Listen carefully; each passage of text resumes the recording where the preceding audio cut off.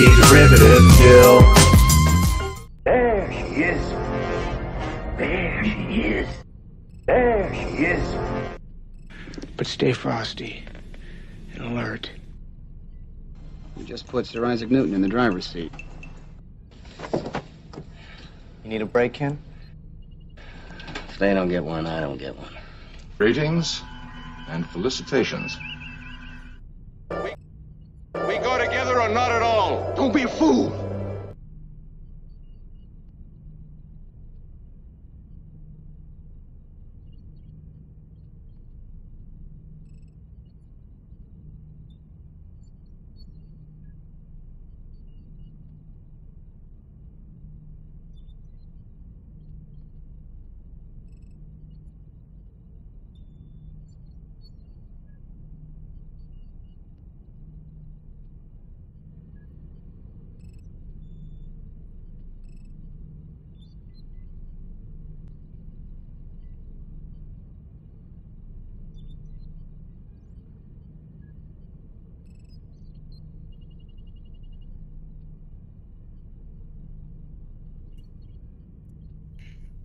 Hello and welcome. I'm so glad you're here today. How are you doing? This is Indefinite Lunch and Infinite Combinations number 119. We're here today to explore the great storytelling that we find in For All Mankind. I'm going to go into as much detail as I can about what makes these episodes so much fun to watch, so captivating. Today we're talking about Season 2, Episodes 5 and 6 called The Wait and Best Laid Plans. I did find these episodes a lot more interesting and fun to think about than the last two. There is still, we still do get a heavy dose of drama, but at least this time it's more evenly interspersed with the time on the moon base and leaning a little more heavily into the buildup of the Apollo-Soyuz mission. And so that's pretty fun. When I first glanced at these episodes, I was hopeful that the mission would happen in one of these two episodes. Sorry to say that we're going to have to wait a little longer. This is the buildup, hence why they use the phrase best laid plans. These are the plans being laid. And so, I can't not say. One of my favorite things about these two episodes is that they're having this peaceful mission that happened in our reality too, the Apollo-Soyuz mission.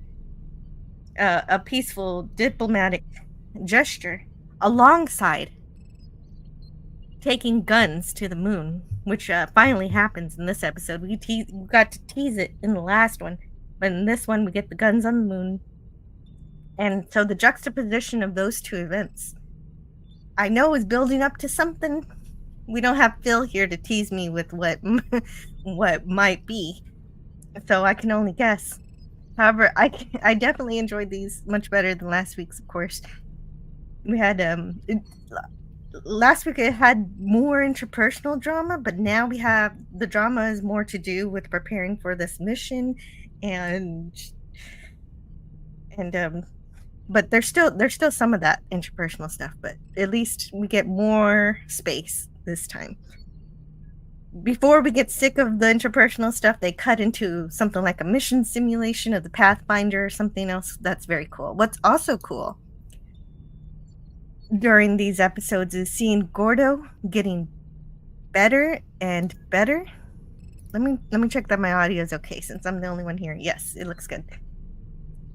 What's also cool is Aleda's getting better.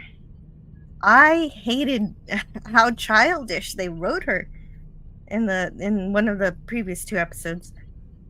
So it looks like she's left her victimhood mentality behind her this time, and she's getting to work. This is good stuff. So I want to talk about these episodes. I'm happy to be here. I hope you are too. And look, it's Gavin Blackburn. This episode is going to have guns and explosions. Well, it's going to have guns anyway. None of that personal stuff. I guess there's controlled explosion. But no actual explosion, like devastation. Fortunately, I like it when our astronauts don't die. I know I'm giving away the... But, of course, it's early on in the season still. Well, it's the middle of the season. But I guess that'll happen maybe later. Snortopoopus, Q Burr, hello. Snortopoopus is here, Gavin's here. Hello. Also, hey, Big Daddy MRI. Hey, it's really awesome to see you here on this wonderful Tuesday. What are you doing? No, not like what are you doing, but what's up? How are you doing? Is what I meant to say. Mr. CCDV. Okay, so he says M16 can be fired in vacuum, provided you have the rounds with oxidizers mixed with the cordite. Ooh, Mr. CCDV knows how to fire a gun in space. I'm so glad you're here to help us with our moon ammunition. He could be a moon marine, just like the I don't know what, just like the astronauts in this episode. Thank you for being here today. Pew pews and boom booms, right? I mean, come on. That's not all I want, but I do like to have a little adventure, So let's share my screen. We've got some slides to help us look at these stories. So there we go. There's the slide. And first thing we see, signpost up ahead. You're at the moon. If you're looking for Mars, it's over that way. 139,808,518 miles over there. But Earth, if you want to go home, is 239,228.3 miles that way. I think that signpost is adorable. Hello, Penny. So the wait, the first episode we're talking about today is The Wait. It's the 5th episode in the 2nd season. The air date is March 19th, 2021. We still don't get star dates. I missed season 1 because we had star dates, but I guess it's just it's the 80s. The 80s, early 80s. 1983 or 84. Like, it's probably, I think Phil said it was all in the same year, and that's why we're not getting star dates. I know, I guess it's just 1983. But I liked last season where it said it's this month, where it's around Christmas, it's around this or that. Anyway, that aside, the writers for this episode were Nicole Beatty and Joe Manowski. Of course, Joe Manowski is a big-time writer for Star Trek, for 1990 Star Trek. So he wrote some stuff for Star Trek, and that's definitely something that bodes well for this episode. So the synopsis, according to the wiki for All Mankind, is Ed's reckless behavior at NASA shakes the foundation of the Baldwin family. Tracy attempts to readapt to life in space. I guess you could say what Ed did was reckless, but I'd say it was being a good friend. They're pilots, and it's not unusual for pilots to practice flying and doing pretend,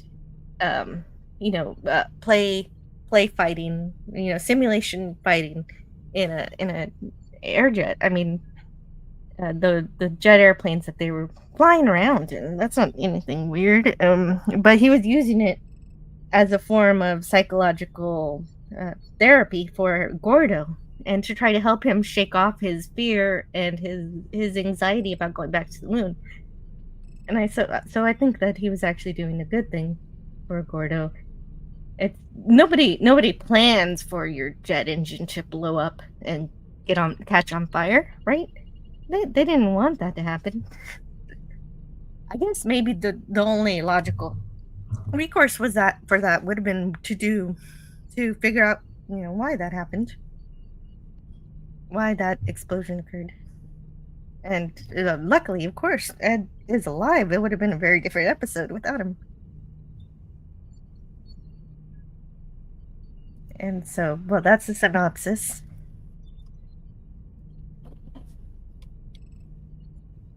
So, and yeah, Penny's here, Gavin's here. Good Trek. Yeah, the good Trek, yes. Well, at least what I recognize as Star Trek. And there's first we get to see only this is Tracy's first experience on the moon. She finally made it. This was her goal this whole time, is to be here, and she is in awe, as you would be. She thinks it's beautiful, but of course then we remember she is a celebrity in this season. She's being recorded for television purposes, and was it he forgot to turn on the record button because of his, like, whoever the cameraman is. I don't think we figure out who he is. He forgot to press the record button, so she has to do it all over again. So she has to pretend that she's stepping on the moon for the first time again.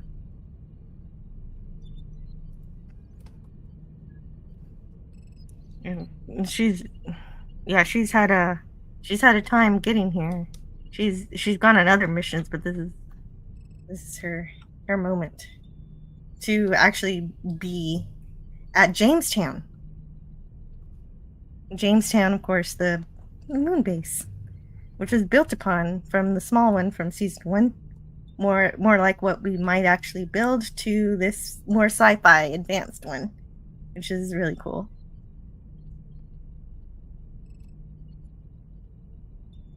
So Karen gets a phone call. I guess it's because of Ed and his fighter jet, and she's extremely pissed.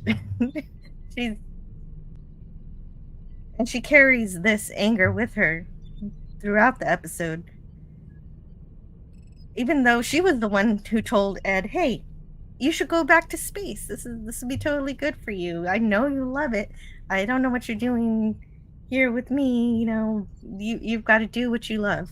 Oh no, I'm getting a phone call. I will be right back. I'm gonna see if I can play something, because I gotta take this. Let's see. And around those suns are there other planets? And on those other worlds, are there beings who wonder as we do? Here is a light bulb, which is supposed to represent a nearby star. And next to it, and very hard to see because of the bright light, is a planet.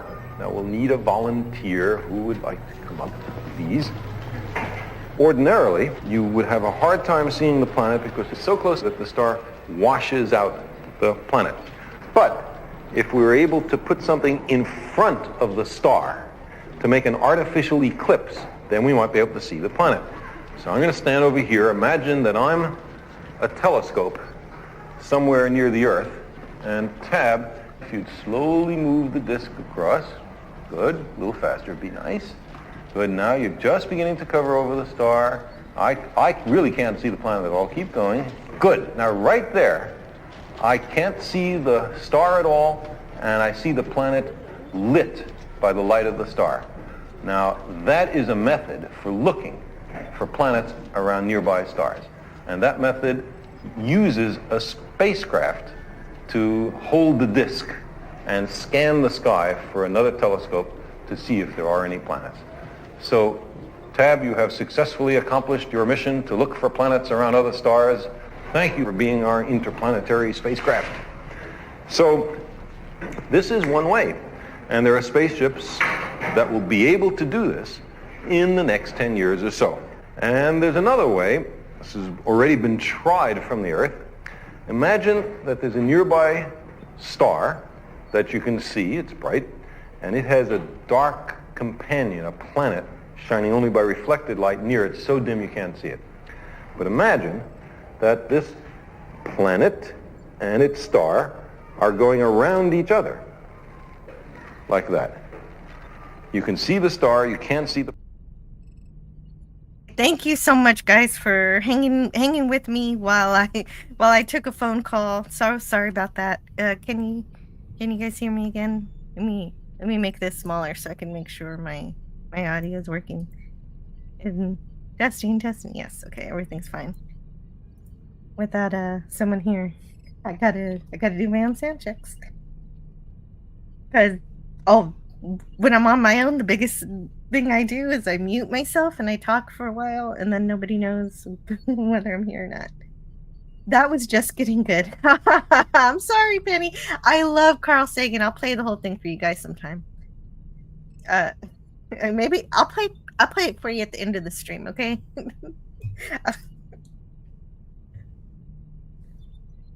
I just got a little wet. Oh, that's right.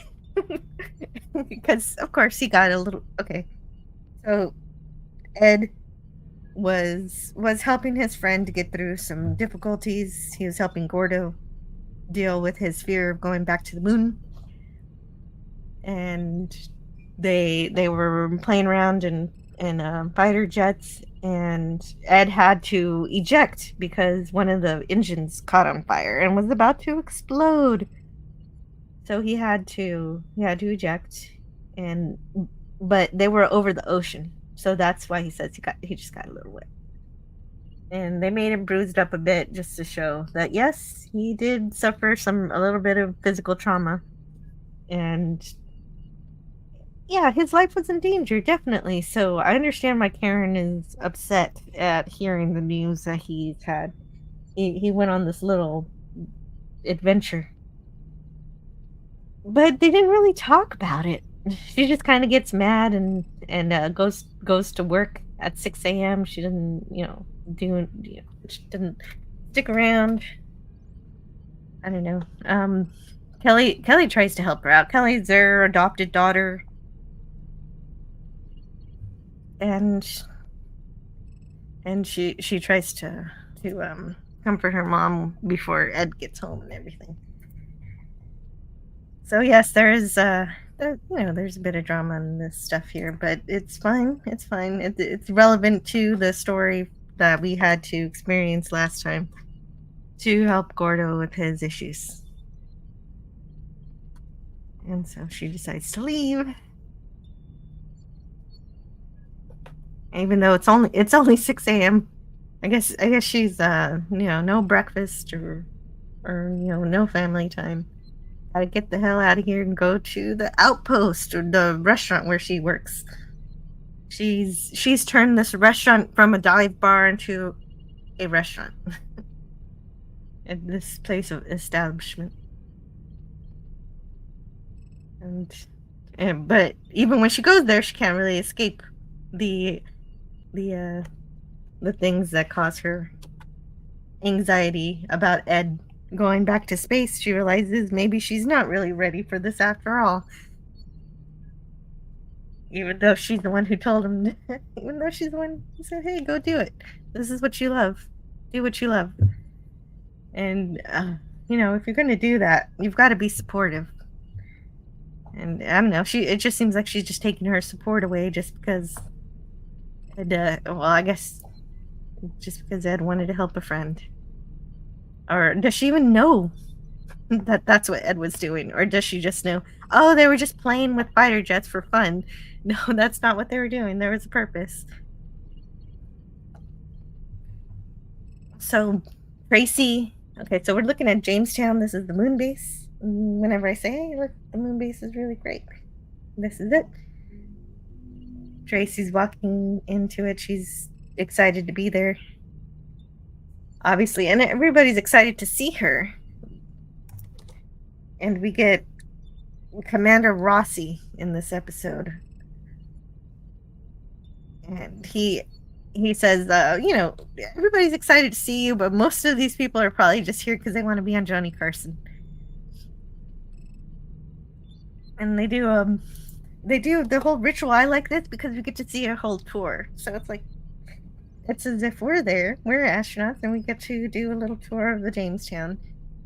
And there's a little hazing, very light haze. It's not mean. It's just anybody who's new to Jamestown, they've never been there before.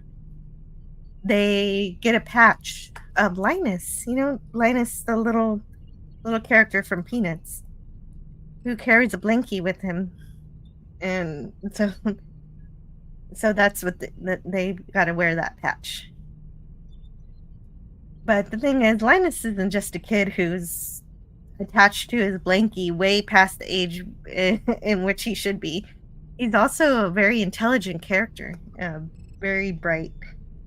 So it's not that big of an insult. Linus is cool.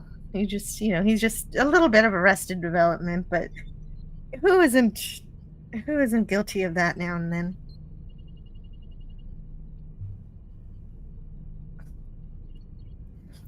And yeah, so she's a newbie. She gets Linus patch. But she's on the moon. It's great. She was having these issues in the last episode where she was drinking and driving, and she's a reckless one. If anybody's being reckless, the synopsis is incorrect. It's Tracy who's reckless here. She's not taking things as seriously. She's playing up her celebrity right now. She's doing it right now. She's getting special treatment in terms of having somebody follow her around with a camera every now and then, having even the commander Rossi here says that she gets to have her own locker, even though newbies usually have to share. So she's already getting her celebrity is already paying off in a way. But there's some great acting here, because even though she's smiling, she very much doesn't like having to become the new Linus. And she tops it off by breathing heavily through her teeth like this. Even though she's happy, like, she looks happy, but she's not, she's just like really annoyed. And Alex Rossi, he's the commander, but this isn't Alex Rossi. This is the old Linus. He's the second newest person to join Jamestown. And his name is, what's his name? Nick Corrado. Corrado? It's either Corrado or Corrado. Actually, I didn't hear anybody say his last name, and I don't recall, so I'll have to pay more attention next time if he becomes a recurring character, which he probably will be since he's on the moon base. It's a very tight-knit community, obviously. Everybody's either on the moon base or doing a moonwalk.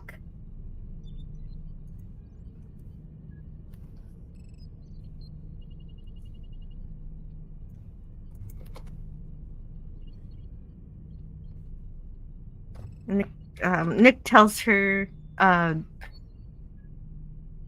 when he was a kid in high school, he was inspired by her. He was inspired by Tracy when she saved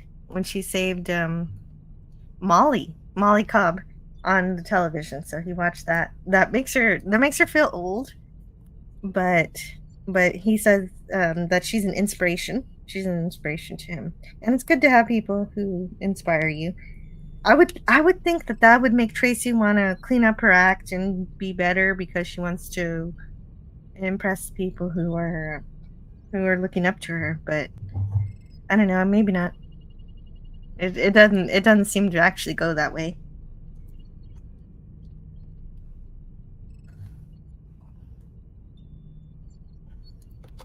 And oh right, and they're talking about how the moon dust, they call it something else. What do they call it? Regolith. They call it regolith. So if you're on the moon, there's moon dust. It's a regolith, and it gets everywhere. It gets everywhere. Oh dear. Oh, and they even point out your nether regions. The moon dust can get there too. which is not ideal. I always thought, they get that cleaned up as much as possible, because that could also cause issues for your sinuses. Not good for the allergies if earth dust isn't good. What about moon dust? What does that do to your allergies? And she learns, well, okay, she's having a bit of an alcohol problem, so it's not the best that she learns that somebody, the chemist of the station, is making moonshine, like literal moonshine. There's no more moonshine than on the moon. Oh, Gavin Blackburn, thank you. I hate regolith. It's rough and coarse and gets everywhere. Gosh. So, and he's just saying, no, some people just have one drink at the end of a day. It's frowned upon, but it happens. And so then she finally sees the main control center, the ops communication center, which is a big area in the middle, kind of like the bridge. Real astronauts are never so beautiful, huh? Well, yeah, that's why she's got such a celebrity status, and that's why she's on billboards back at home. And it's kind of gotten to her head. She's kind of full of herself at this point. She's lost track. If you listen to my previous live streams about For All Mankind, this is how she's behaving. Kind of reminds me about how Gordo used to behave. Who he was also full of himself, but the roles have kind of switched here. And hey, hello, good to see you, RBM 371. Fantastic, you're here. How are you doing? Snortapoopas Cuber says, I have only one drink a day, 6 a.m. to 10 p.m. Interesting. Actually, though, it is a good idea to restrict the hours with which you drink if you are drinking, or restrict the amount.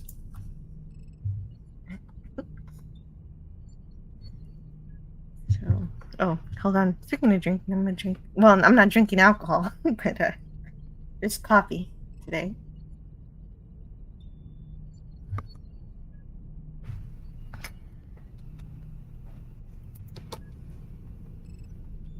And I do like the design of all this stuff.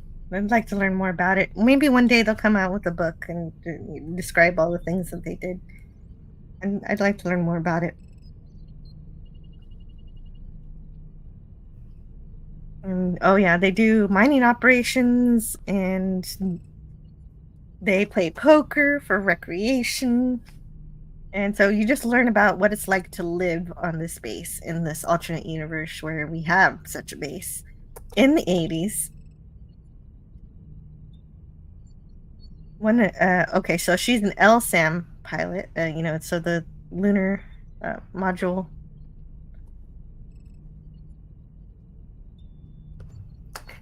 Someone has to explain on a chart that your burr equals the human word bear. Everyone, including Jill, expressed happiness at the enlightenment we experienced. Yeah, it's beautiful. It's a great name. It gets better all the time.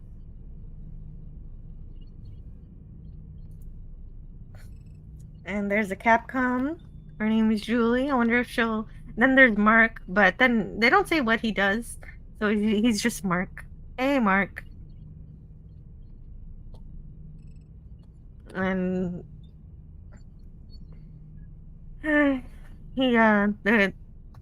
what's his name again? Nick is his name. He asks about how the talk show hosts are, Johnny Carson and everything. And that's where he tells her that he's inspired by her. Yes, definitely. But no one ever asks what the Q stands for. Oh. What does the Q stand for? So she's checking out her bunk where she sleeps. And whoever's been on the station the longest gets to pick what's on the TV. There's only 3 stations, so you've got a 1 in 3 chance of getting what you wanted anyway, so it's not really that bad. You're likely to get something interesting, or 1 out of 3 chance. And they eat a lot of MREs at this stage, which makes a lot of sense. And then it's just like chunks of egg every time she slabs one of those things on a plate. They've got a bit of an ant infestation problem, which I thought was interesting. Was one of the first very interesting things. Oh, quadrupled. That's what it is. That's what the Q. So if you ever wondered what the Q stood for in Snortopupus cuber, you heard it here today. Quadruped.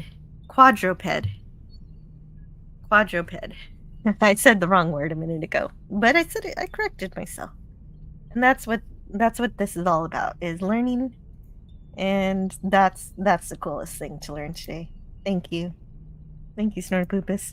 They speculated to protect your privacy, like John Q. Public. Lentils in space? Not a good idea. Oh, yes, that's right. Nick says, the lasagna goes fast, but don't touch the lentils. And so if nobody eats them, why do they still send them? No one wants the lentils. Wouldn't you want to replace it with something somebody actually wants?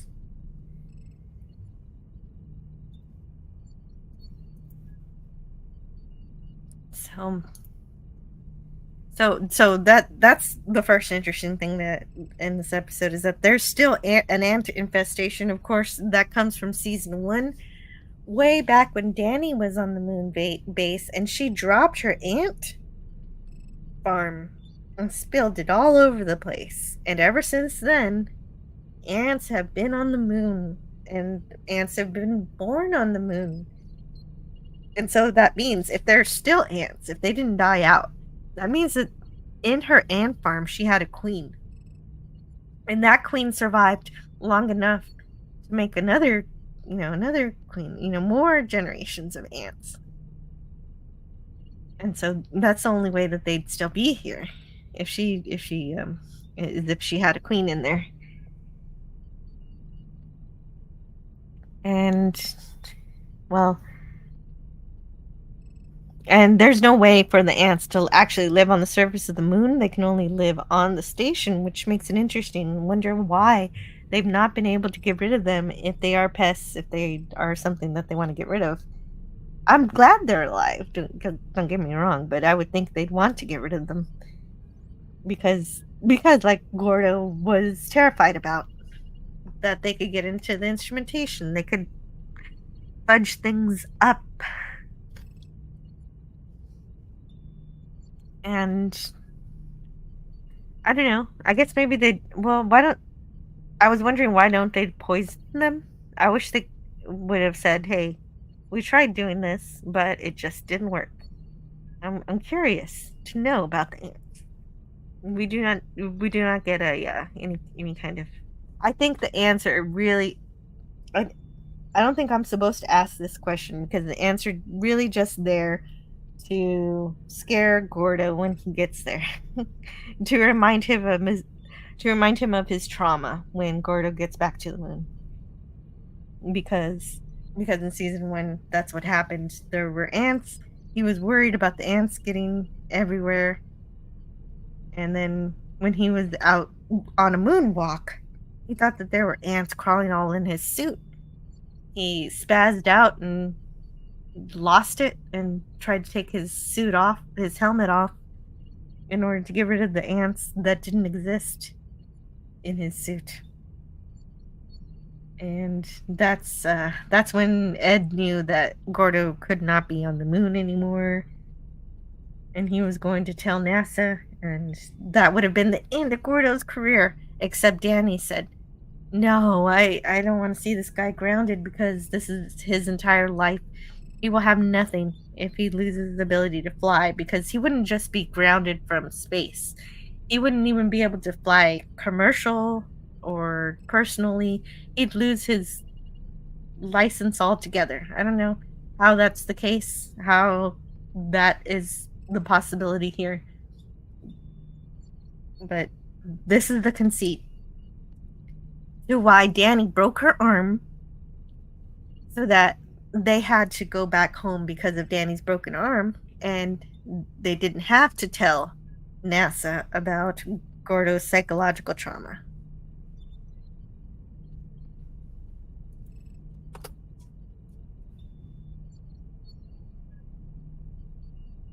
And now Tracy knows she can make a call all she wants, 15-minute calls whenever she wants. It used to be a whole big thing that only happened every once in a while, and you needed to get through red tape to do it.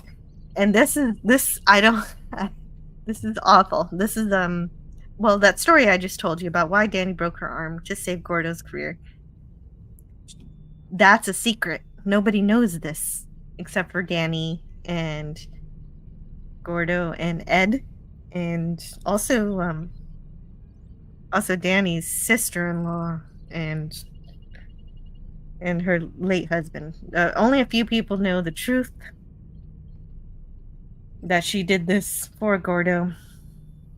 And so the lie that everybody believes makes them say, don't let this happen to you, like a word of caution to people. Don't lift things that you obviously can't lift and that will harm you. You know, it's supposed to be cautionary, but it's kind of mean also. Like, what happens when Danny comes to the moon and she's like, okay, damn, that's cold.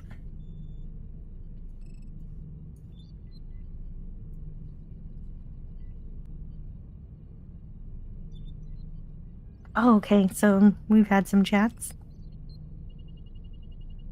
Okay, Sterner Poopa says, I like lentils. They have a side effect. Oh, yeah, they do. Well, I like beans, like refried beans. I like other kind of beans. But not a huge lentil fan either. But apparently, they're even worse in MRE form. I don't know if anybody's had MRE lentils. RVM371 says, if it's not used, it's just wasted weight. And the ants eventually evolved into xenomorphs. Oh no! This is the seeds for Alien. Eugene Bird sends a 1999 super sticker. Thank you so much, Eugene. Let's see what it is. It's a hippo saying victory. Victory. Let's see. Let's pick something.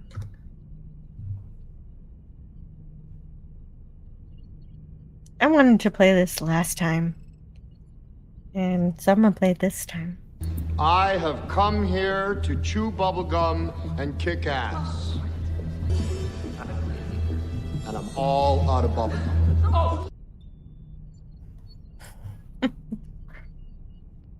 Thank you so much, Eugene. I definitely appreciate this support. I did not actually get a whole lot of sleep last night because I did a little bit of I helped Gorilla with his tribute stream to pop culture curators. Gilligan's Island series. We helped finish that, although to really finish it, we need to find the Harlem Globetrotters movie. If we can do that someday, maybe we'll have watched everything. But I think the way it was a good time. But it was also a tough time. It was really tough being there again and not getting to talk to him.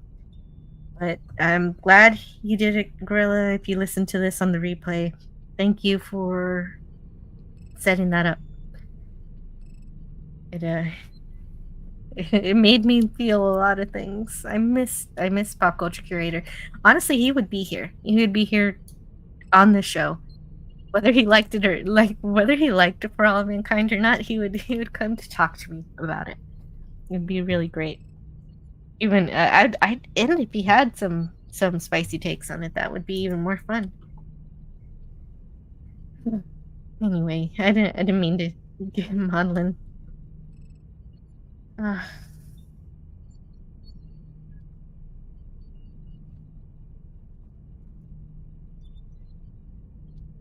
Oh, and I don't get this. Why do they let her bring her cigarettes and her lighter onto the moon base? It could possibly explode.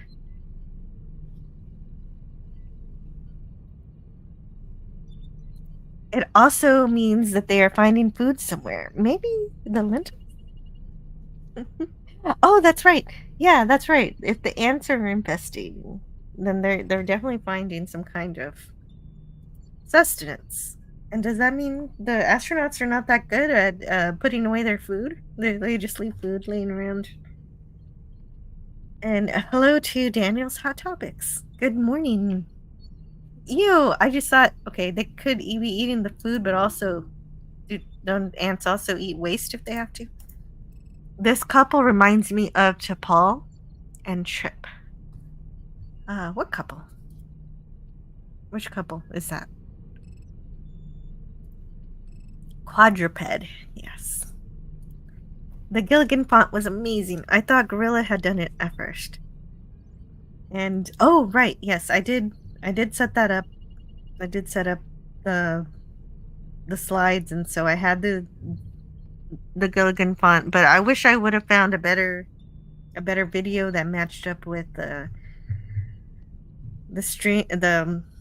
subtitles better. If I could do it all over again, I would get a different source, because there's just so many different ones, and they're all different cuts, different edits. Who knows what you get? And I could have gotten a much better quality, but I we did our best, and it was good work.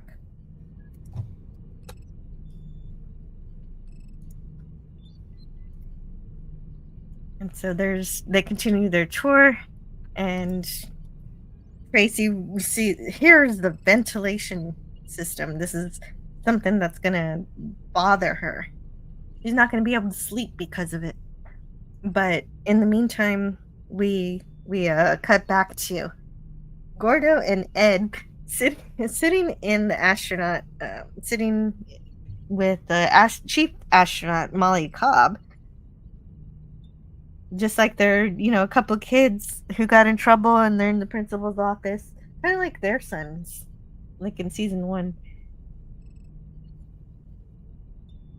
When their sons were up to mischief. But those kids, they were just we've never really got into why they were acting out, why Gordo's son was orchestrating the mischief.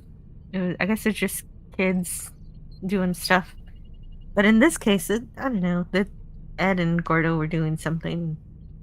I think it was important. But maybe I'm wrong. I explained already, so I don't have to re-explain it.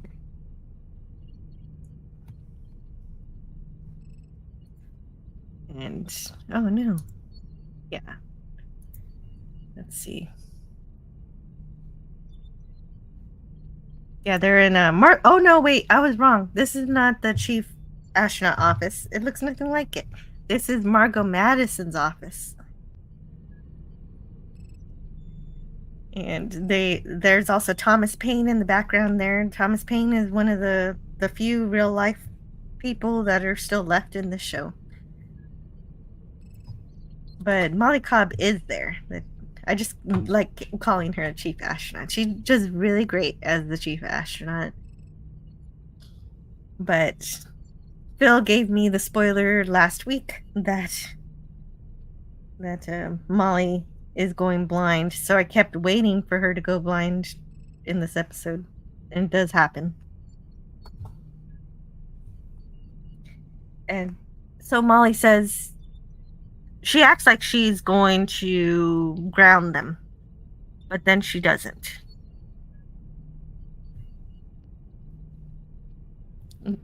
That they need to take responsibility, and this is their last chance.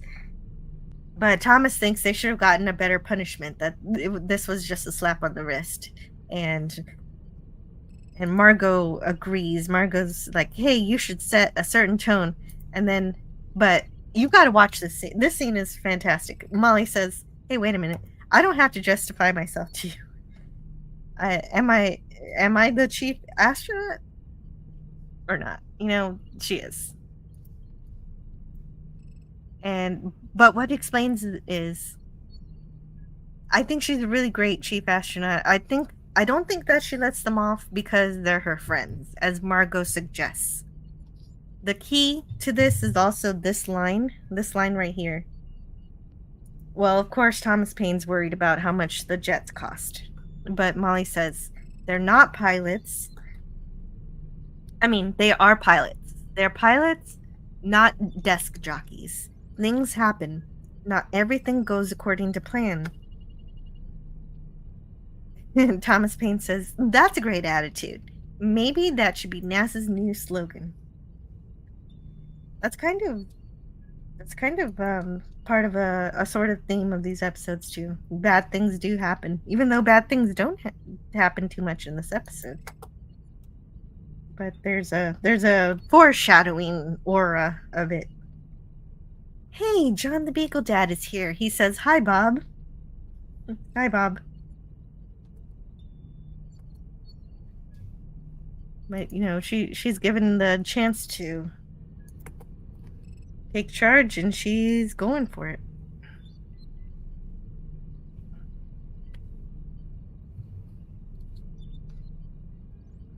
It's a line in the show.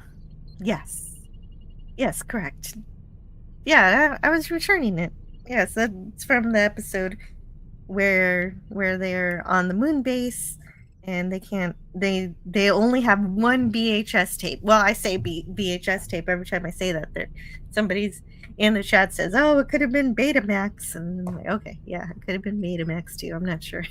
I'm pretty sure I'm on the VHS camp for that one. That they only had that one tape until it died, and oh no, then they had to recite the lines themselves. It was great. It was great. You guys should not forget about from the Earth to the moon.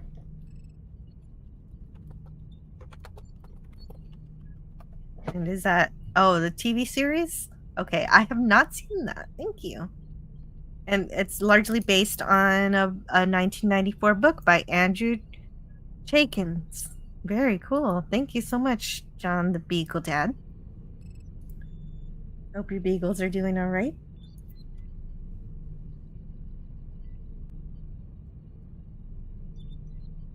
And yeah, I don't know. I don't blame Ed for having his engine go catch on fire. He was trying to help Gordo, like I was saying before.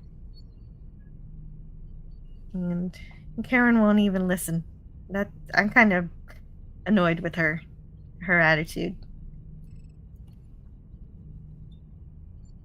But I love Molly, so Molly makes up for everything. There's Aleda's first day at the Johnson Space Center. And she's very excited. She does a little cheer, a little dance. Like, yes, you got a job at NASA. I think a dance is in order. John the Beagle Dad says Tom Hanks is involved with that. He is a space nerd. Yeah, right. Ah, the beagle's sitting next to him, snoring away. Oh, that's good. Molly's the best. Yeah, he is. And I did review Apollo 13 with Tom Hanks and really, really enjoyed it. I actually played a few clips as a helpful intro for the show, since I don't get a lot of clips from this show. And if I ever do have time, I will get clips from the show. I want to, but I need to start prioritizing. I'm a big procrastinator, so the last thing I do is get clips, and so usually sometimes I don't get any. But I do work really hard on these things. But I do like her joy at being here. She appreciates where she is. She finally takes the magnitude of it, and she meets Bill Strausser, who's been in season 1, who's still here. But she won't talk to him. She won't really. She's not much of a talker. I'm glad they didn't portray her as harshly as they did in the last episode.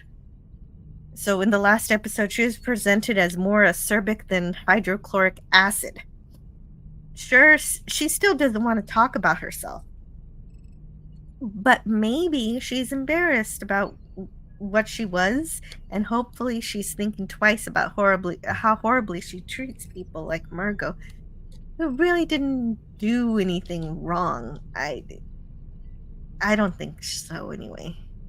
Maybe I'm hoping for too much, but at least she isn't acting like everybody's against her this time.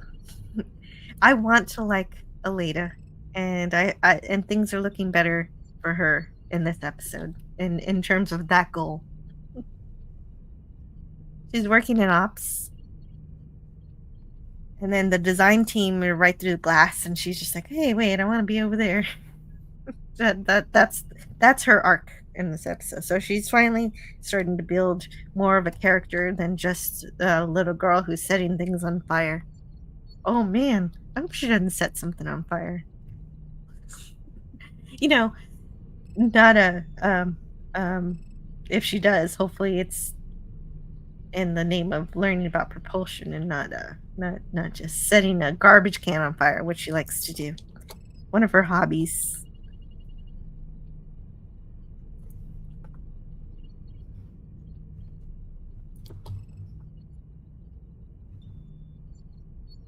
In the thumbnail, an M16 AR-15 rifle shouldn't fire on the moon, says Eugene Bird, because there's no oxygen to combust the gunpowder.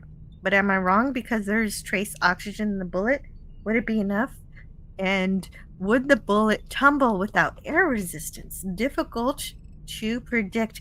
There was dialogue in the last episode saying that they were going to have to make modifications because of the lack of atmosphere on the moon. So this was explained previously on For All Mankind. We did learn about this, and if my memory were brighter, I could tell you precisely what. But it not being so, I can look it up. Let's see what happened. Season 2, 3, and 4. Guns. Like, it was one of the better parts of these episodes. Last week's episodes. Ellen reminds them that okay, so even if they can modify the guns to be used on the moon, they need an astronaut who could qualify to use them, and that's how they get the idea to hire Marines as astronauts. And this is these two are the episodes where we get to see the Marines. So they don't get to go into the detail on how, but we had that answer earlier. If you saw, from Mr. CCDB, gave us the answer earlier. So he said M16 can be fired in vacuum provided that you have the rounds with oxidizers mixed with the cordite. And so that is his assessment. So she learns that she's got to deal with the cargo and the fueling and everything to do with that on the moon. And she says, "Oh yes, I am a space." Like, she didn't say it like this, but essentially she's a space trucker. She does say trucker.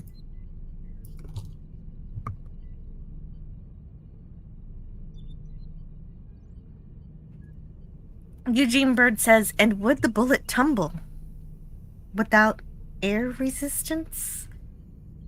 And yeah, how the bullet is, how the projectile travels in the moon is very important. That how the trajectory is made, and how people who can fire such weapons can do so accurately is an important thing to consider. And it's something that happens during this episode. Snorter Pooper's Cuber says lower gravity and no air resistance would change things. The recoil could be a problem too. Yes. Oh yes, yes, yes. We do get to see that also. We do. It's a good scene. It's just a little training scene when we get there. So you hook up the cable, deal with the cargo. And so yeah, so she's just a truck driver up there. Yeah, but you're a truck driver on the moon. I don't know. I think that's pretty cool. I think any job in space is cool. You could be a plumber in space, and that's cool. I mean, it's gross, but it's cool. There's no job you can get on the moon that isn't awesome.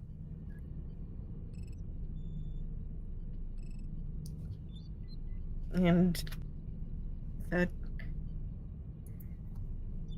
so she actually has a bit of a, she shows a little bit of recklessness. I sense that she's still a little bit reckless in her behavior, the way that she pilots the lunar module.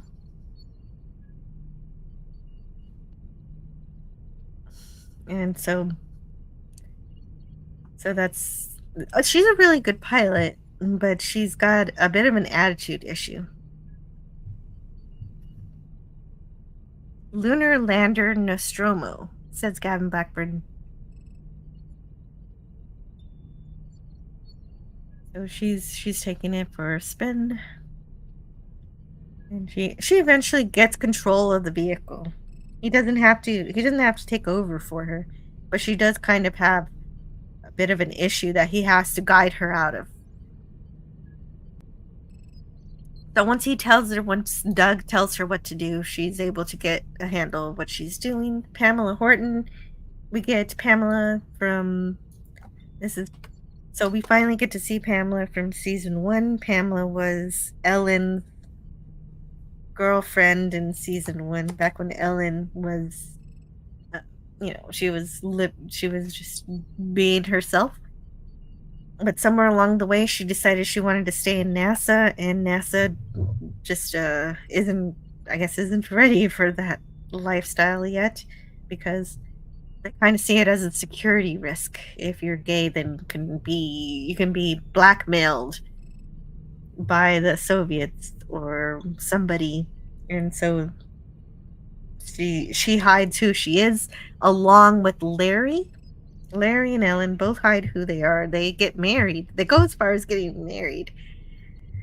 And they live a lie together in order to be able to be part of NASA and not just go to the moon, but Ellen has bigger goals of actually going to Mars. But this episode seems to throw that all into tumble, because she's ready to stop living a lie, which I can't blame her, really.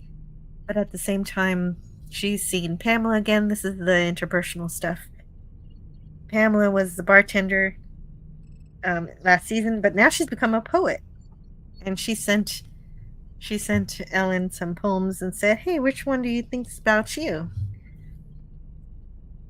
But the only problem here is that Pamela has a girlfriend already. And so she's telling her poetry. And there's actually a crowd in the library who comes to watch her. So she does get an audience. And I guess her girlfriend's named Elise. Pam's got a girlfriend. Ellen meets her But then Pam says, hey, do you want to go out for some drinks? Oh, that'll end well. Okay. Yeah, okay. So interpersonal stuff, got rid of it. Let's go back to Gordo and Tracy. If you were waiting for that scene to be over. It's going to be over in a moment here.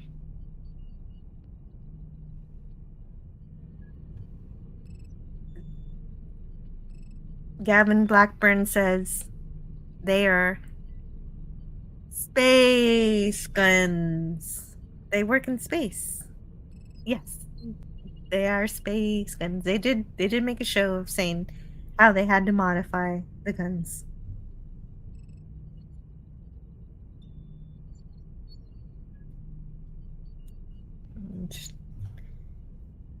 And Gordo's watching Tracy's moon interview. And oh, right. This is Johnny Carson's first interview with somebody from the moon. Or not from the moon, but who's currently living on the moon. And Tracy's going to bed, remembering her sons. But the ventilation system, this is where the ventilation system starts to affect her sleep. It starts to affect her mentality. She starts to get depressed. She has every day the same, doing the same trucker things that she's doing. And she's not having as much fun as she thought she was going to have on the moon. I don't know if she thought it was going to be a party or what.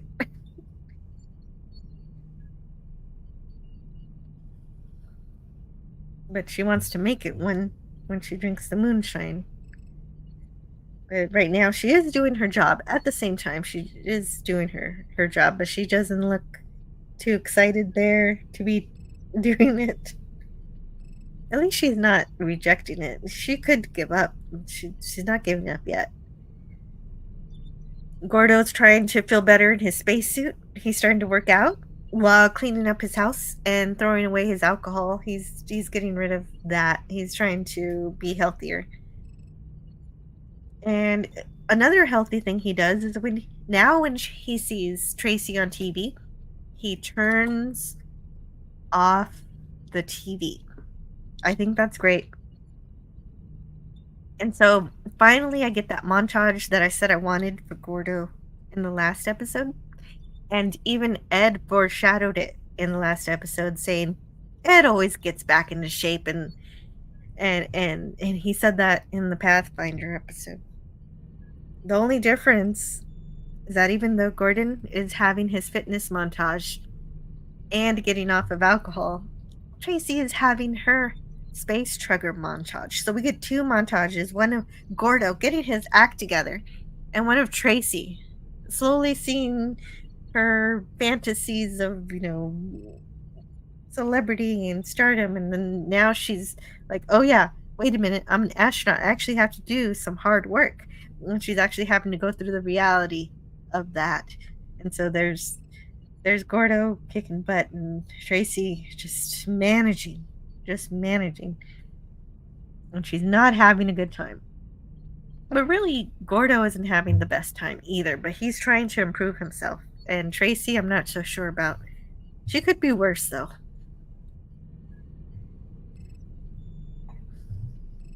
And, well, and she also has to work to get respect. The others put like a little Barbie doll astronaut in her bed. So it's light hazing. It's not too bad.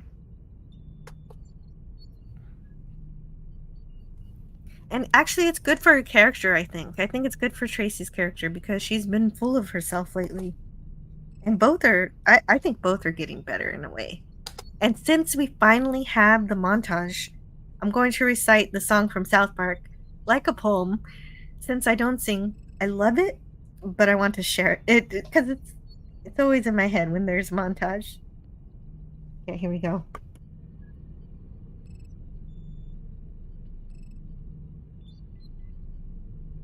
The day is approaching to give it your best. You've got to reach your prime.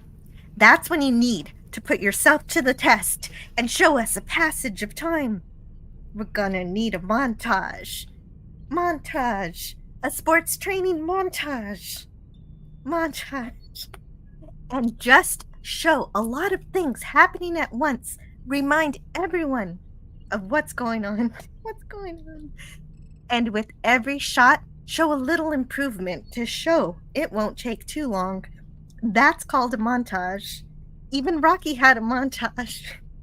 In any sport, if you want to go from just a beginner to a pro, you'll need a montage. A simple little montage. Always fade out into a montage. If you fade out, it seems like more time has passed in a montage.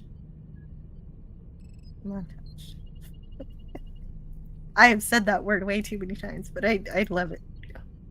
I love that South Park song. You've got to actually listen to the song. It's so fun. And so you get to see Gordo getting back into shape.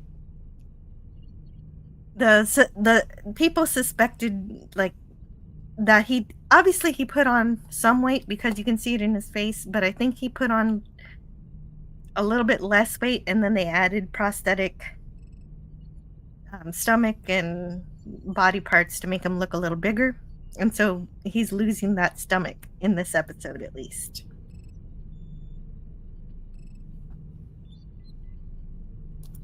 Ooh, and there's some of that MRE food. Let's see what the damage was from that. Sorry, guys.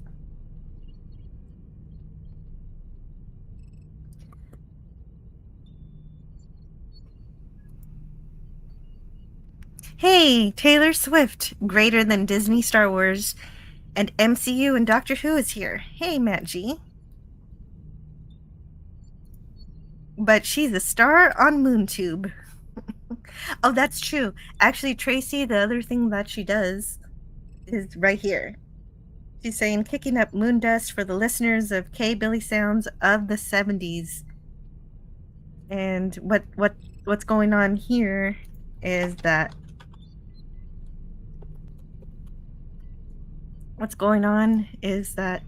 she's doing little radio shows. So she kind of does have a YouTube channel in space, but it's just audio. It's just audio. And she's playing music. Let's see. And that's actually, I'm keeping it on here because this is a Reservoir Dogs reference that I noticed. She's recording an audio report. And one program is K-Billy's Super Sounds of the 70s. And that's a reference to K-Billy from Quentin Tarantino's Reservoir Dogs.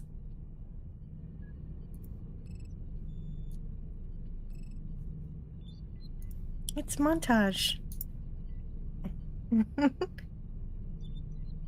No, I was just having a bit of fun, Matchy, and I lost everybody.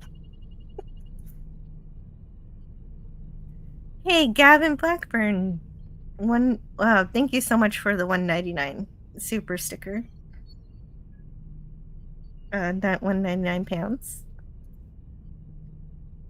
Looks like the vices that Gordo is dropping, she is picking up. Exactly. That's exactly what's going on.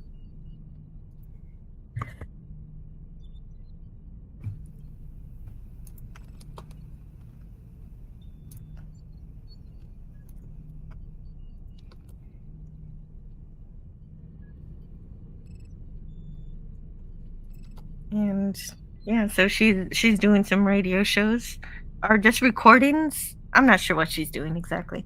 I don't know if anybody's listening to these. I hope so. I hope somebody's enjoying her entertainment that she's sharing.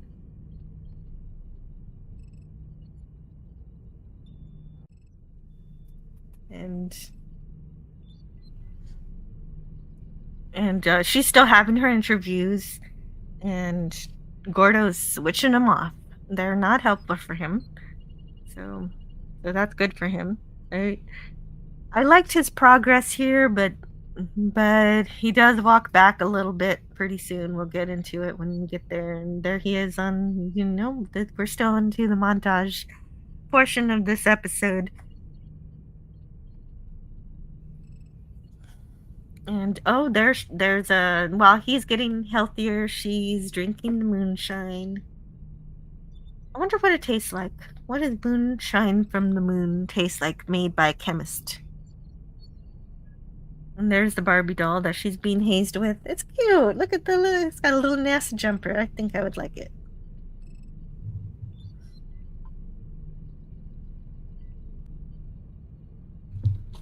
Okay, so Gordo's son, one of his sons, finds him. Oh wait, this is Jimmy. Jimmy finds Gordo in the closet. Gordo is trying to get used to wearing the space helmet. So he's wearing it in the closet because he still kind of feels, he doesn't feel confident, or he still feels anxious wearing the helmet. So he's practicing wearing it to get over his fears.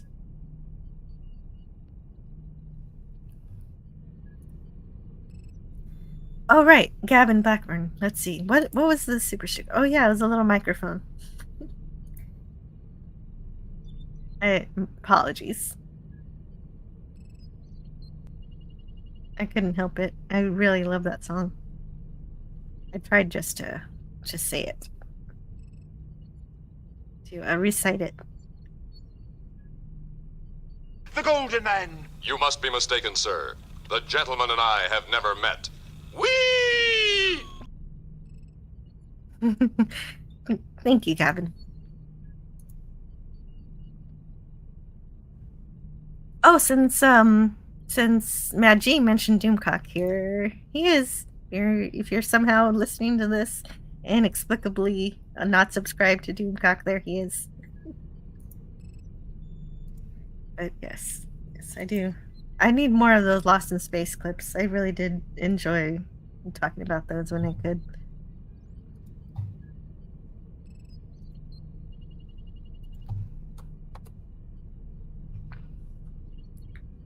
And it's all part of the training, son. It's all part of the training.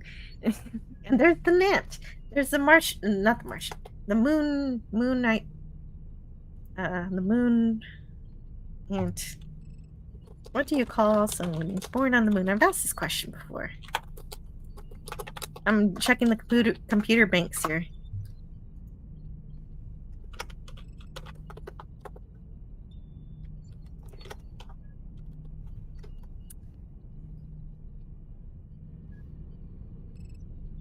Mooners, Moonians, Moonies, Moonograph, Moonanites,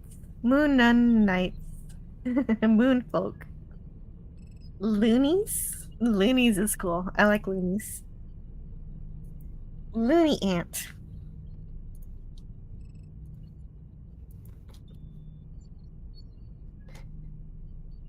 And so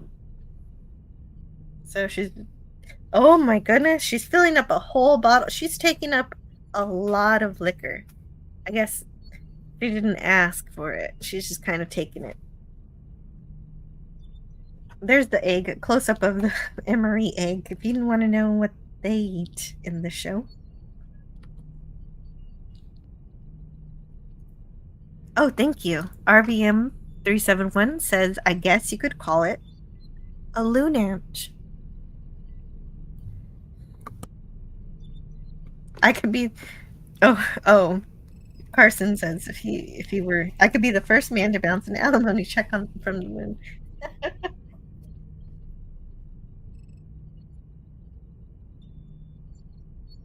And so she's still having her celebrity interviews. It's still happening. Gordo's still... Wow, how long did this montage sequence, anyway? What's going on? Look, he's trying to pretend he's happy into the suit. Well, at least this time he's not shaking. He's making progress, right? A little improvement. Just like the song says.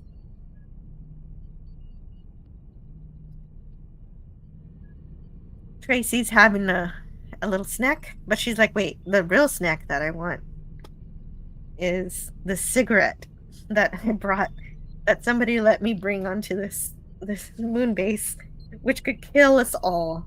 But yet she's smoking anyway.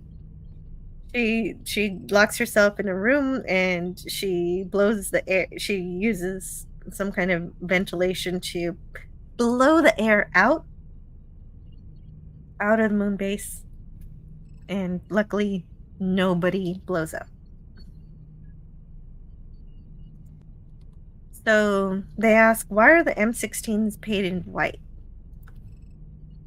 And the answer that they're given is, so it doesn't melt through your gloves. This is where I wish I had Phil here. I hope Phil is doing well. I meant to mention him at the beginning of the show. He's usually here to help me with the science and the military aspects and all of the things to do that really interest me in this series. So the M16s are white for all mankind. Why? Melt gloves. And okay, so let's see, why are they painted white?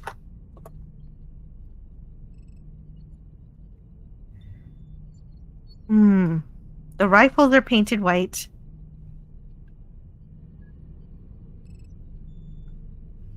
And well, let's find out.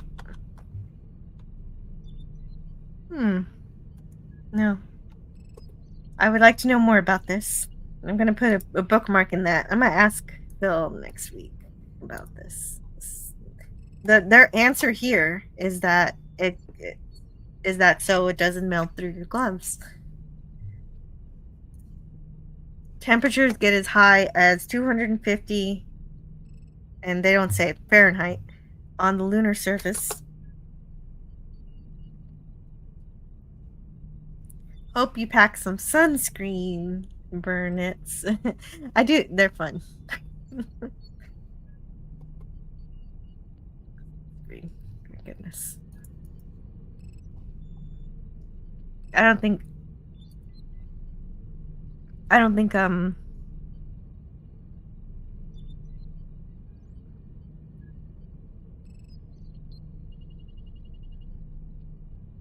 okay, that's fine. Sorry, I got distracted by a message in the background. Black really is a hot color. Not only do they absorb visible energy, they also absorb ultraviolet and other energies that eventually get radiated and cook in space. Oh, wow. Well, you know what? Maybe I should buy a cover for my wheel in my steering wheel in my car, and get a white cover for my steering wheel and see if it's not so hot on a summer day. If I do that. This is I'm gonna do an experiment.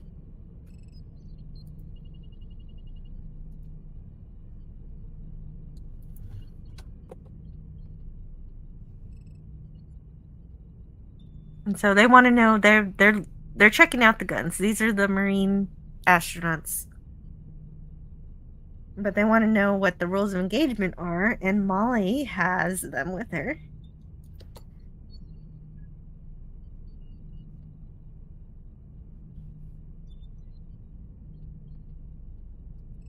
And she tells them what they need to know, that they should only fire if they feel threatened, if there's a hostile force going against them. But this is it. This is what I was waiting for. The terrible thing that I was dreading of this episode is that Molly finds she can't read. She can't read the papers. Let's get to that. Let's get to that part of the the slides. It's going to come up right now. There it is. She's starting to lose her eyesight, which Phil told me about last week. So I was waiting during this episode to see when this happens. And there it is. But even though this happened to her, she is so cool about it. Absolutely cool as a cucumber. She takes it in stride. She tells them what she knows offhand, that they're not supposed to fire unless there's hostile act. And and then she responds, when they ask her, what exactly is hostile intent? Hostile intent is what my face will look like if you make me read this shit to you. And so that makes them laugh. They really like her attitude, because who doesn't? Hot Molly's awesome. And so she says, "Commander, command," and she gives him the papers that she cannot make out. That is a brilliant way to handle it without revealing what's happening to you.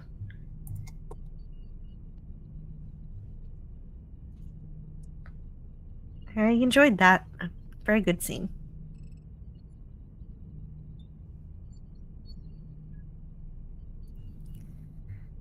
RVM 371. Oh yeah, I read that one already. Oops. I was looking at this one. Hey, hit that like. Matt G wants to remind you, hit the like. Oh, does anybody like this? Let's see. How many do we have? We have 9. It's great. That tracks. Thank you, Matt G, for reminding us all engagement is awesome. Even if you're just here listening, I appreciate you. So they're having a good spaghetti night with, I guess, this is Danny and Kelly. They have a thing going on, because For All Mankind has that drama. And then there's also Karen. And there have been a couple of scenes that have weirded me out between Danny and Karen. Karen's supposed to be pushing, I don't know if she's in her 40s or approaching 50, but that's not good. I hope nothing comes of that, but they kind of do things with that. Not in this particular scene, but later on. And I don't like it. But we'll talk about it when we get to it more later. I don't want to talk about that. I'm hoping nothing happens with that. With what I'm suspecting could happen. But oh no. What Karen does here, completely unforgivable. Absolutely inhuman. What she does. Ed tries to spend some time with his family. He loves his family. He wants to hang out with them on spaghetti night. That's his thing. That's where he reconnects.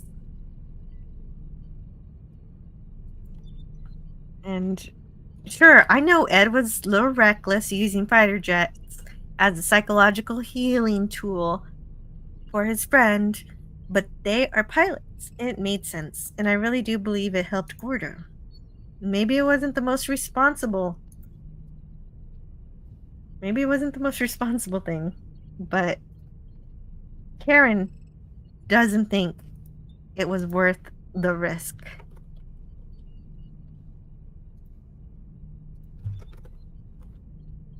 Risk is our business. She doesn't see that, but Karen is frustrated at the risk that Ed took. But what Karen does here is way worse than taking a fighter jet to help your friend. And obviously Kelly's going to go work in the kitchen because she wants to give her parents some time to talk. But Ed says, hey, I saw that Wrath of Khan was playing at the Alabama. So he's trying to invite his wife to go to the movies with him. And, you know, anytime I ask my husband to go to the movies with me, he says yes. I just have to pick a good day and time for him. But here, she rejects him hard. And it's not just a rejection. She says, "Oh, I already saw it with Kelly." That's fine. That's fine. That makes sense. It's Star Trek. You gotta watch it. But then he asks if it's good. And what does she do? Something terrible. The worst thing ever. She spoils the movie. She says. Then Spock dies. That is out of line. Way, way worse. Oh man. That's cold. So cold. But it also made me think something that in this timeline we still get the Star Trek movies. I would think that in this timeline maybe we'd get Phase 2 because people would be more excited about Star Trek because of the space race continuing. And so I would think that we would have gotten the TV series instead of the movies. But you know what? That's fine. That's fine. We got the same Star Trek timeline here where we get the movies instead of the TV show. And, well, maybe you don't want to live in a world withoth Wrath of Khan anyway, so I'm okay with this. Oh.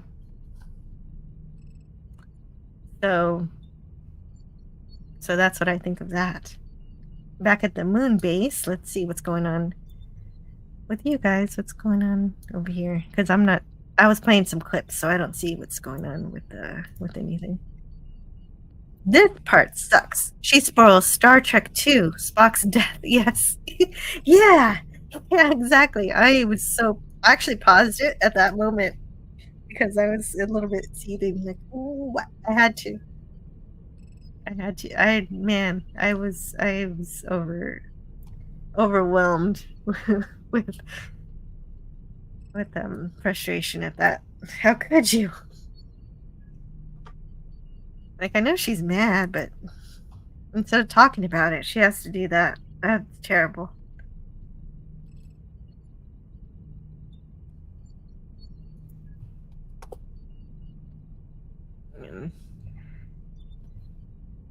I mean, and what makes it worse is, of course, as I said before, Karen told him to go back to space, and this is one of the consequences of that. You're going back to space. Sometimes you're going to be flying around in a fighter jet. Also, I think she made her bed, but she doesn't want to sleep in it.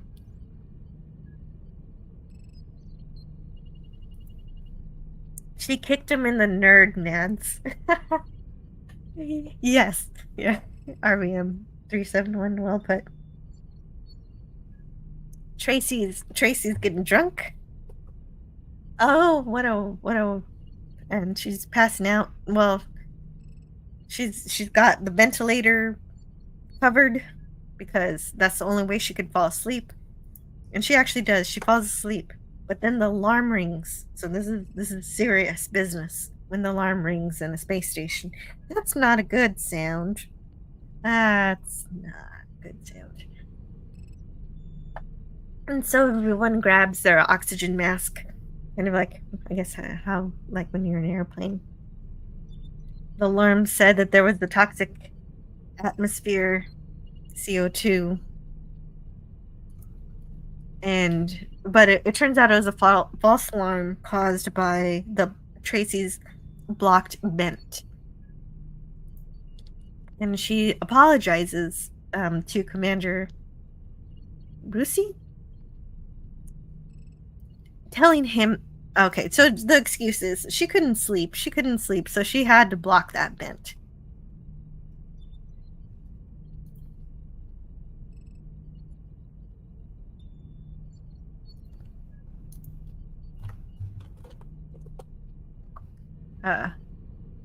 Hold on, I've gotta close this.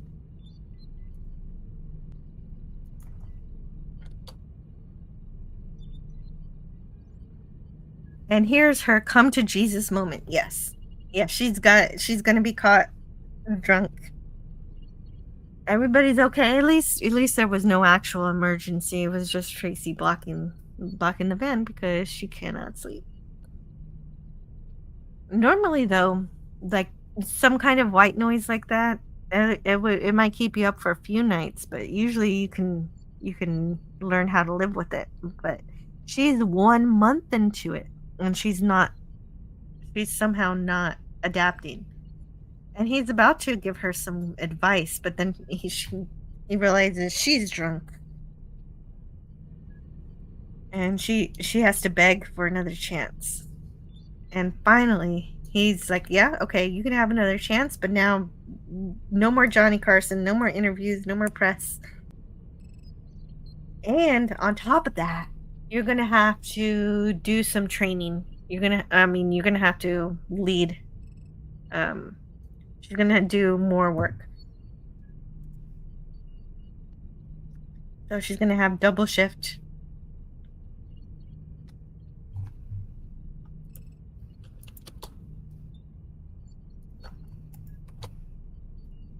And luckily luckily for her anyway, he does not write her up to Houston because that would get her kicked out.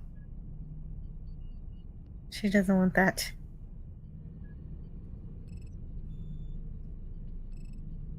So he's a pretty good commander. I like the way he handles this. It's good to take away her special privileges, but I don't think she should have really had them in the first place. But at least she gets them taken away here. And obviously, she shouldn't be getting wasted. The moonshine was just, to unwind, just to have one drink before bed or something. But she filled up that bottle full of liquor. But it's interesting to me that this actor is the one scolding her for it because he's in another series called Shameless as an alcoholic professor. Oh, what is his name? His name, Lucy for All Mankind. Actor is Rossi, not Rusi. His name is Scott Michael Campbell. So Scott Michael Campbell, he plays a professor who relapses with alcohol. In Shameless, which is basically that entire show. Is that. RVM 371 says, I remember in The Right Stuff, the trainees had to go through an isolation chamber, the partner, and bear out noises and other situations that inspire anxiety.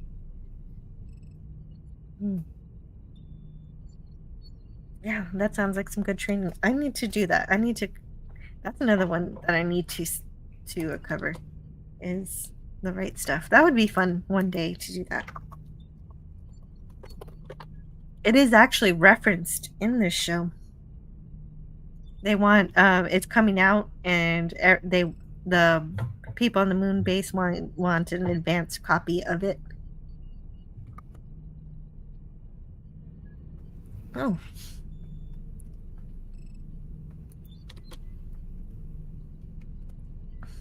And I'm assigning you to work a training detail on B shift. So basically, what that means is she's going to train the new astronauts that are going to be coming to the station soon. And these are the astronauts with the guns, the Marines. But before that happens, she pays a visit to Deke, which, of course, is the astronaut who passed away in the last season. He gets a fatal wound that he is not able to get back to Earth in time to save his life.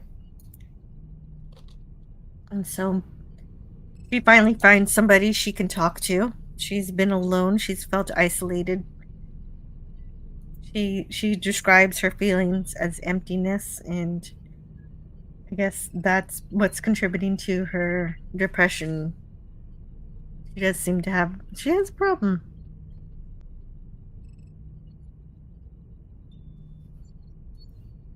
And she made it exactly. She should be. She thinks she's sad, but she knows she should be happy.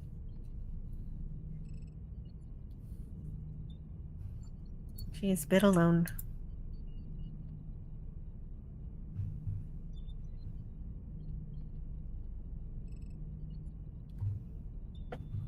And so that's what she's doing there. She misses her family.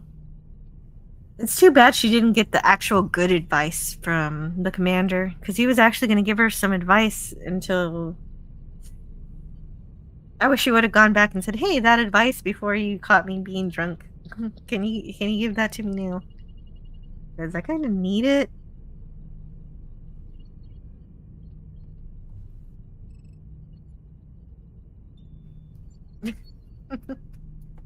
Oh no, Matt Jean knows now. You know about Shameless? He thinks that's funny. Yes, I do. I talked to it when I talked to Scotty R37 about it one time. He was like, his response was, "I tried to watch that show. Somebody told me I should watch it." And then he said, "Why?" I turned it off because why do I want to watch my own life on TV?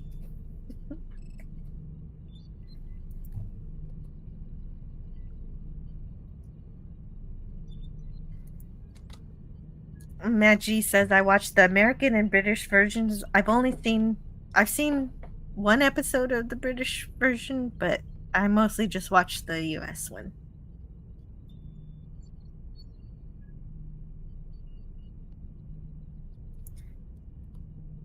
Unless the British one's only one season, then maybe I saw the whole thing. I just can't remember. Anyhow, we have Gordo. He's underwater with an oxygen tank. When his kids catch him, he says it's all in the training again, like the closet. RVM371 says, "No spoilers. I haven't seen it yet." No spoilers. People get drunk. Oh, the UK one is 11 seasons. Yeah, so I should watch that. I should watch the UK one now that I've seen the US one. So Gordo's continuing his self-improvement campaign where he's not only working out, trying to get over his fears, now he's being open and honest with the people who care about him. And so now he's building up a support system where he's going to be able to overcome his feelings about going back to the moon and hopefully find the joy that he used to have, and maybe hopefully not hallucinate again. I really hope that doesn't happen again.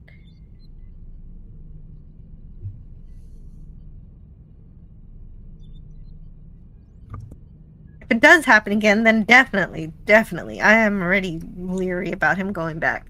If it happens again, I'd definitely say he should not be in space. Shit happens that you can't control is part of the theme of both of these episodes. Even though nothing too bad actually happens, it's just something that an issue that they touch upon more than once with Gordo and Ed. With Ed having to evacuate his jet plane, and with Gordo telling about his trauma being in space the first time. I mean, being on the moon the first time, not in space in general. And then there's one more time. That one's still coming up. And so to help their dad, they start having fun in the water, like just to get him out of that headspace of woe is me, I'm feeling awful. But he's not really feeling like, he's not trying to feel sorry for himself, but he's trying to overcome his problems. But technically they can't exactly help, but what they can do is give him some happiness and to give him a little emotional boost, and that's so super sweet. That's the kind of drama I like, the supportive kind.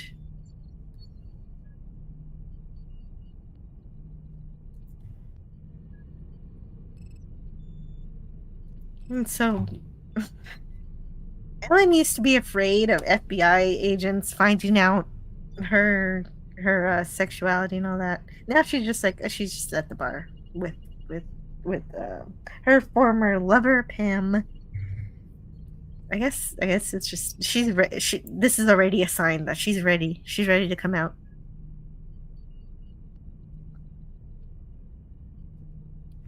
No matter what it means for her career.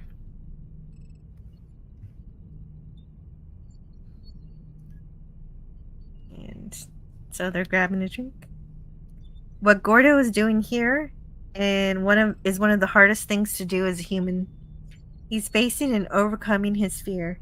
I know all too well what that's like.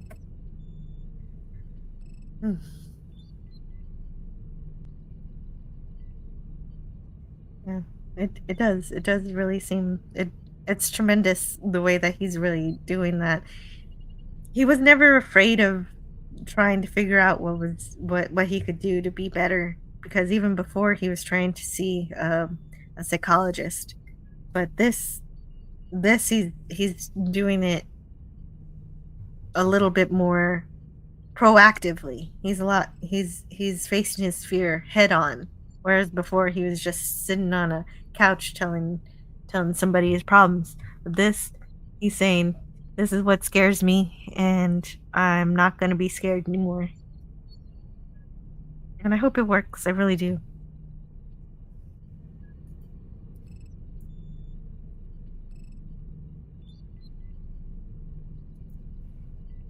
Karen gives them free drinks. She's happy to see them together. But then, of course, okay, so this is Pam. We got a Pam and Ellen story. Pam has a girlfriend, but she's having drinks with her former girlfriend. I wonder if she told Elise, "Hey, I'm gonna go have a drink with my ex-girlfriend. I'll see you later." Do you think she was honest about that? I don't know. They don't say. She lives in Austin with that girlfriend.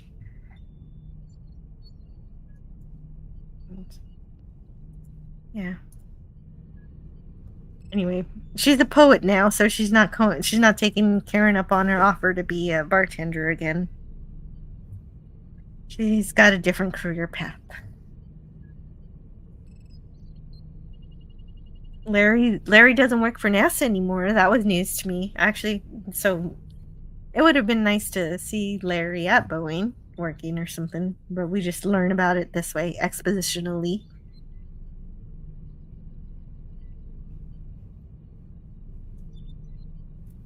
And I so wanted these two to be good, just catching up and then going home, because Pam's got her own life in Austin. She's got somebody that she can be open and honest with, but I'm not sure if she is being. Ellen can't. She's living a lie because of her career. Because publicly she can't do that. She can't be herself. She can't express her true sexuality because of politics and NASA and stuff. So they do that. And it's a real bummer, though. I don't think Elise would like that. I don't think that. I'm pretty sure. I don't think that Pam told Elise that she was going to go see her ex-girlfriend and have drinks with her. But I definitely know she didn't tell her, "I'm going to also go bank her." So, yeah, I wanted them to be good. They were not. I mean, obviously they love each other, but that's not the right way to go about it. Obviously, yeah. RVM 371 agrees. You do not go out and have drinks with an ex ever. Yeah, no. That's putting yourself in that situation where something can happen, and that's That's what happens. We see the results. But that's over. Back to see, this is what I mean. You get the interpersonal drama and you're like, how long is this personal drama? Oh no, they're having sex. Of course that happened. Crap. So finally we get back to Jamestown in the next scene. So that's what I mean. The intersperses the space stuff with the drama stuff pretty well. Oh no. Okay, so the Marines arrive. The Moon Marines have arrived, and they're bringing their guns in those cases there. Wonder what those cases are. And somebody says, probably not sticks and stones.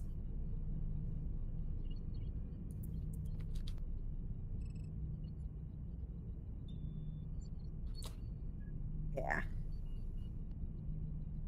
So, yeah, there it is. Probably not. I'll tell you one thing, not sticks and stones.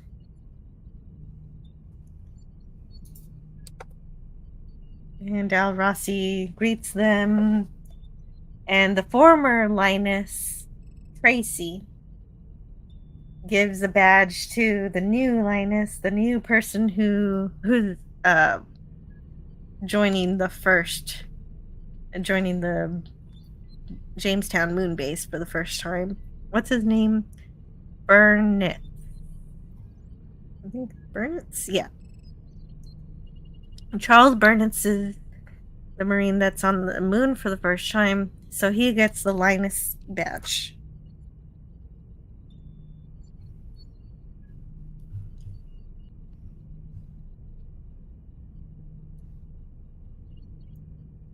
Oh no. I think I need to step away for just a minute. Let's see, how are we doing? We're doing okay. Looks like Enterprise uniforms. Hey, Kronos is here! Hey, Kronos. Oh, it's so good to see you.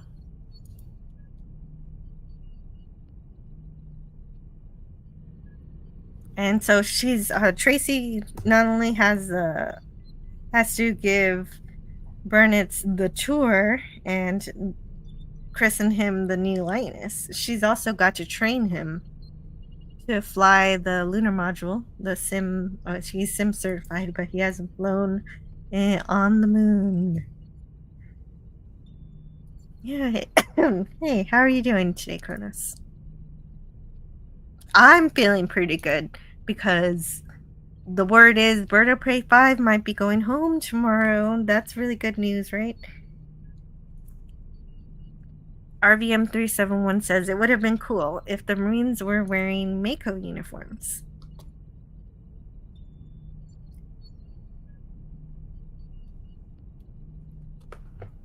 And so, yes, she has to give the grand tour with the for the new Linus. But I do want to remember his name is Burnett's. And so then Danny's looking at an ashtray, NASA ashtray. He's admiring the NASA stuff. Because, of course, that's also that's his career path, too. Danny wants to be an astronaut.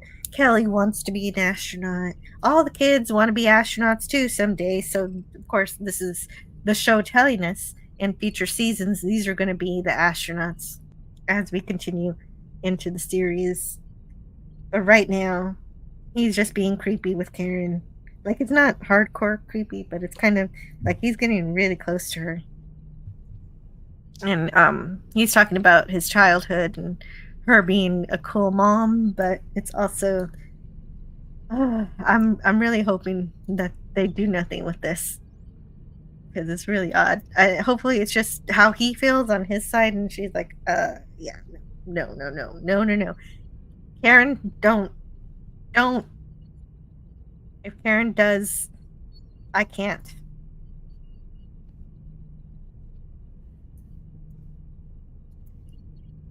But they don't really do anything here, but he does mention one time where he caught her dancing alone. He watched her dancing, and I guess he didn't announce his presence, and he just watched her dance to Elvis. And but then they also connect on memories of Shane. And I mean, look how flirty this guy's being. It's not good. He's a kid. Don't no. I'm still closing my eyes, pretending nothing is happening here. Cause why? Why are they doing? Is it just the way this actor acts that makes me think that something bad's gonna happen?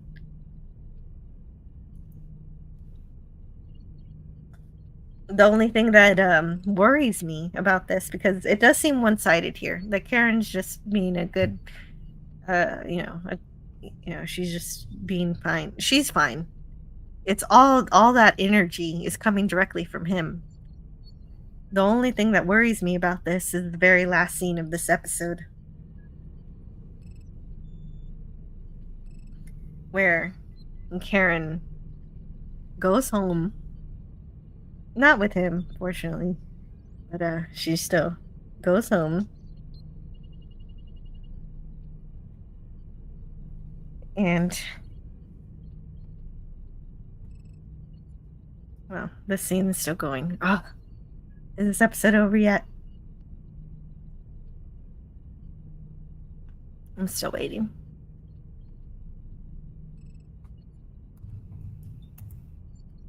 And she puts on the Elvis record, "Don't Be Cruel," and she starts dancing to it, which means that she took what Danny said and she's taking it.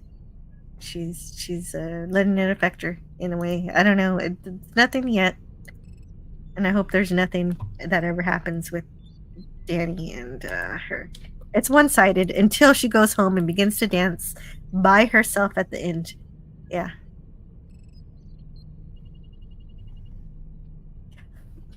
No. Dancing is difficult, says Kronos. It is. It is. And I guess, the other thing about this episode, the last thing I'll say, is the reason why this episode was called The Wait is because during the time where Tracy is learning how to live on Jamestown, they're playing the song The Wait by the band. Really? Is that for real? Is there really a band called The Band? The Wait by the band. No, that's real. Like, okay. What's the name of your band? I don't know. Let's see. What name should we name our band? I know. The Band. We are the band. I'd never heard of this band. But that's I'm gonna bookmark that for later. Layman Groovies also play Shake Some Action when Gordo is at the bottom of the pool. And then when Ed arrives late for spaghetti dinner and Karen spoils Wrath of Khan, they're playing the song Lonely Hearts Lover by Gina Samuels.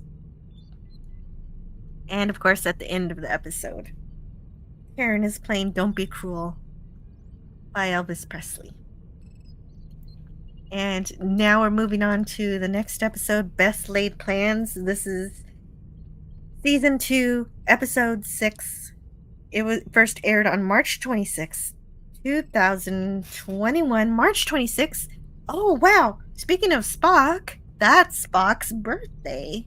Or birth date, rather. So there you go. There's your connection between the last episode and this one. It was written by Joe Manowski and directed by Mira Menon.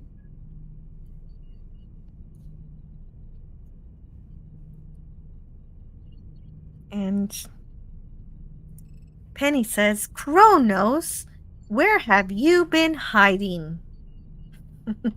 That's what I wonder sometimes. Kronos says, under a rock, apparently. Okay, well, so I have a clip for that.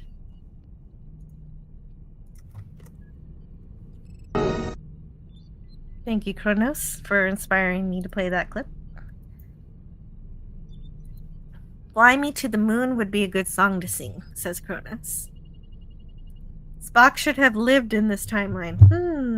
Yeah, it would have been neat if they would have done Star Trek, but kind of changed Star Trek a little bit, show that this whole thing with the space race had an effect on Star Trek. It would be fun. I wouldn't have minded an alternate Star Trek.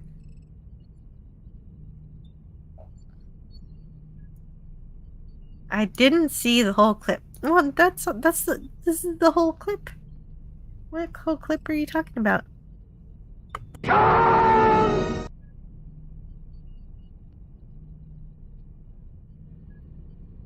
If you want more, I have one more.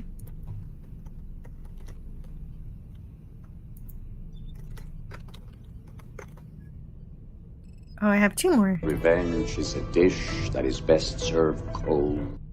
Like a poor marksman, you keep missing the target.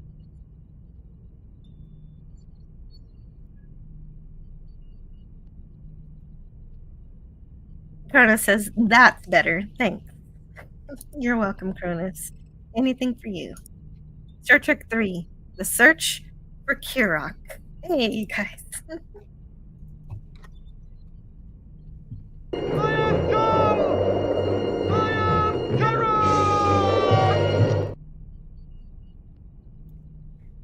So the synopsis on Wikipedia for this episode is American astronauts and NASA leadership prepare for a new mission with unlikely partners. Ellen gets in touch with an old friend. Yeah. Yeah, she does.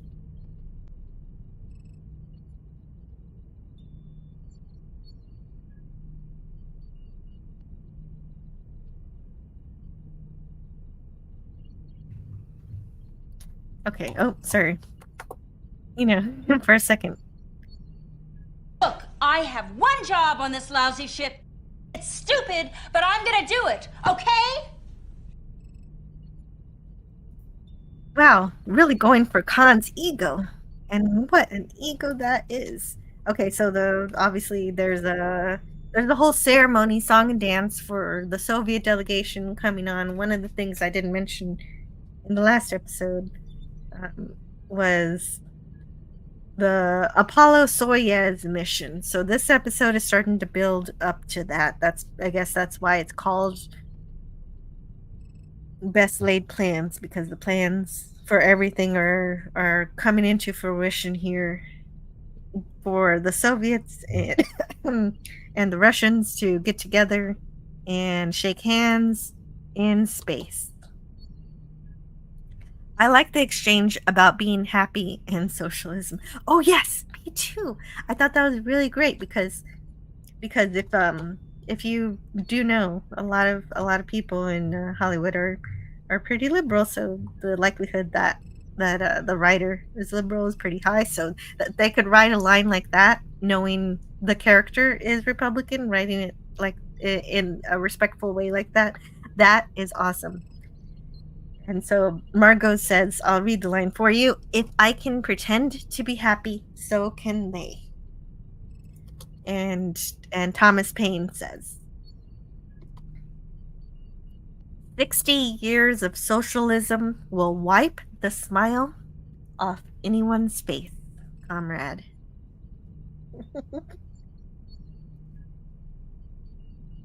I'm not a social or socialism kind of person, says Cronus. Yeah, me too. And so they're greeting the cosmonauts, welcoming them. And Ellen actually greets one in Russian, but then he starts trying to actually talk to her, and she's like, wait, I don't really know Russian. Sorry. And Daniel? Oh, Daniel's happy, but she's not just happy. She is exuberant.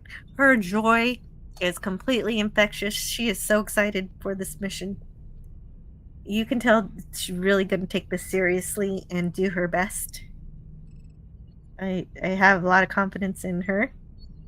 after so far from what I see.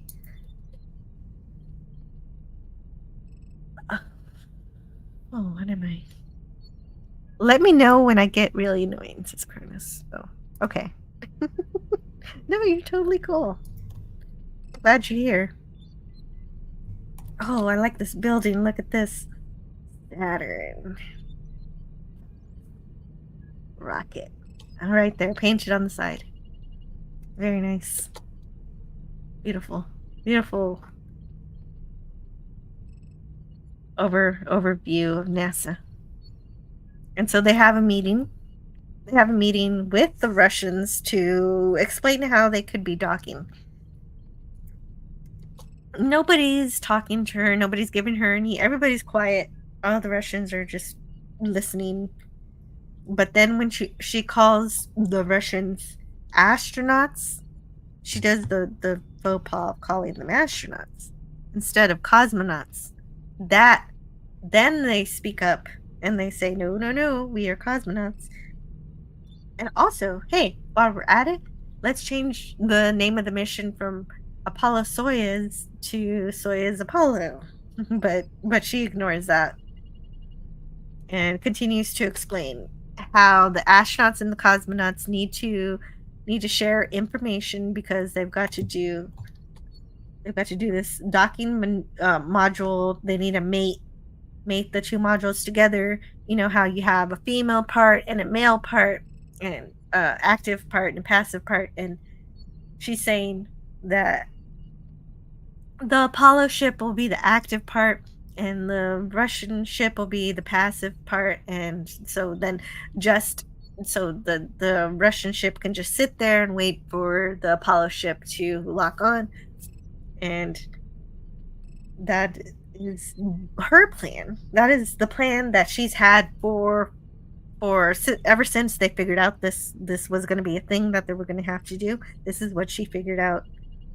And this is what she had her whole team working on. She had everybody working on this, and it's a solution that would work, but only if the Russians gave them, their plans for their Soyuz, like their engineering specs, encryption protocols, and whatever that they need to do it.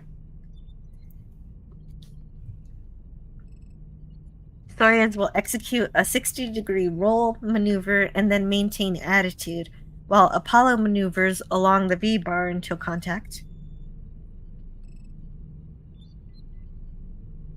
And that's her idea. Hard docking will be followed by main chamber pressure equalization.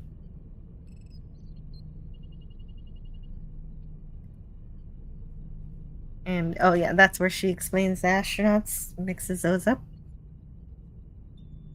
CCCP. There we go.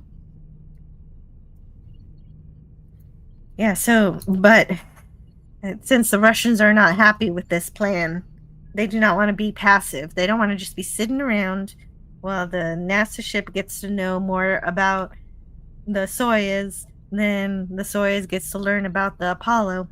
They do not, I guess they don't agree with this. They say, you got to change it. You got to change your whole plan. And that's not very convenient for NASA. Kronos says, I miss shuttles. Me too. What a shame that they had to quit the shuttle program. That's a good point. So they want the RF encryption module.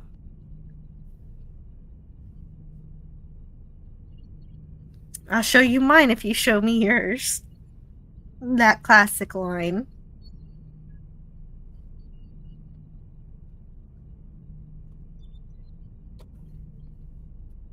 And oh, there it is. That's what I wanted. Margot wants the Russians to give her the Soyuz docking system plans. Like, how does the Soyuz dock? And if we have that, we can do the active passive connection thingies.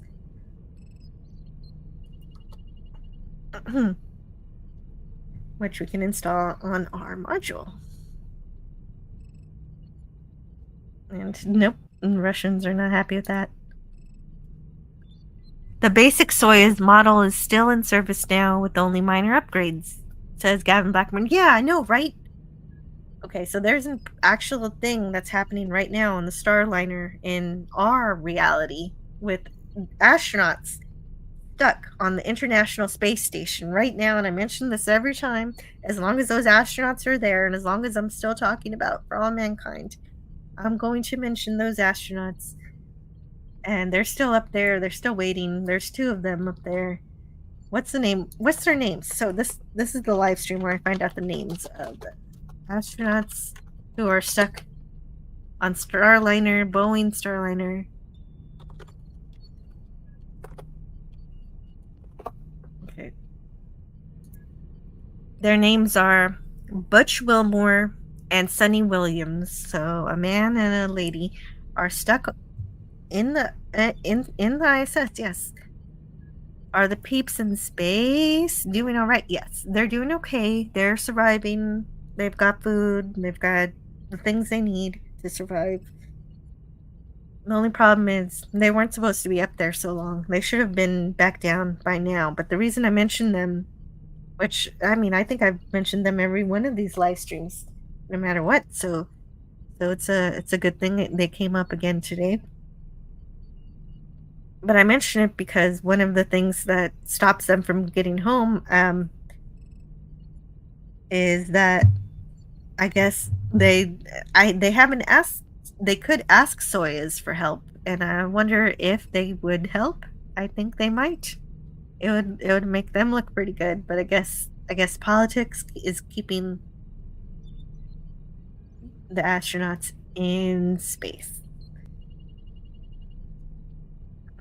And so this is those astronauts. They're okay, but hopefully they're rescued soon. They're still stuck there. It's they've been in space so far for 63 days. As of I don't know, as of I should get my facts together for this next time. Yeah, I'll know more next time because I definitely run out of time with these live streams, so I need to continue the episode.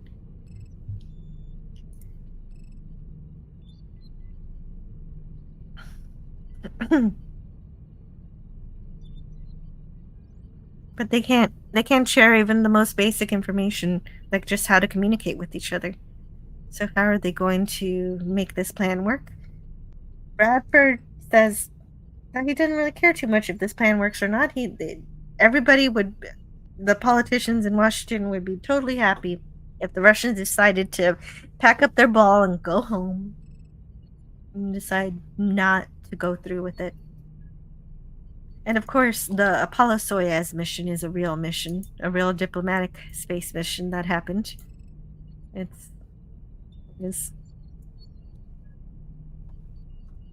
actually launched on July 15th, 1975 at 8:20 a.m. Eastern Standard Time in Russia. Launch site. Don't ask me to pronounce. Baikonur Cosmodrome, Kazakhstan. Oh, okay, I know that name. Flight crew Alexei Leninov and Valery and Kubasov. And they got back home on July 21st, 1975. And so they launched their Soyuz spacecraft. And then also the Apollo launched, obviously on the same day, July 15th, 1975. But they launched from Launch Complex 79, Kennedy Space Center, Florida, with the flight crew Thomas P. Stafford, Vance D. Brand, and Donald K. Slayton. And then they got home on July 24th. So I guess they had more to do. So they stayed a little longer in space than the Russians did. And they docked together on July 17th, 1975, and undocked on July 19th. And spent almost 20 hours connected to the two crafts spent almost 20 hours connected to each other. Very cool. I'm reading this for the first time. I didn't read this beforehand, so this is really cool stuff. Because of course, it's really neat when something from our reality makes it into the show in some way. And they did more than just shake hands here. They had to have done more than make phone calls, and they gave each other gifts and they ate together. That's nice. But this is what I was looking for. They did experiments together too. So that's great. That's what I wanted. But I guess I'll have to wait till next week to see this happen in the episode. But this is lovely. It's amazing. But it's the start of the episode, so let's get through it. There's more to come if you keep on listening. If you like what you hear, please like and subscribe and all that jazz. That's good stuff, right? Also written by Joe Manowski, directed by Mira Menon. Chrono says, where can I see the show? This is the Apple TV, not Apple Plus. I got confused. Yeah, you probably don't have Apple TV. And RVM371 corroborates that by saying Apple TV right now. Figures I don't have Apple. Oh, and actually I think this is the first episode that shows an Apple computer. I do like that this show shows IBM computers and other computers, other PCs, and not just Apple. This is actually they've held off until this episode.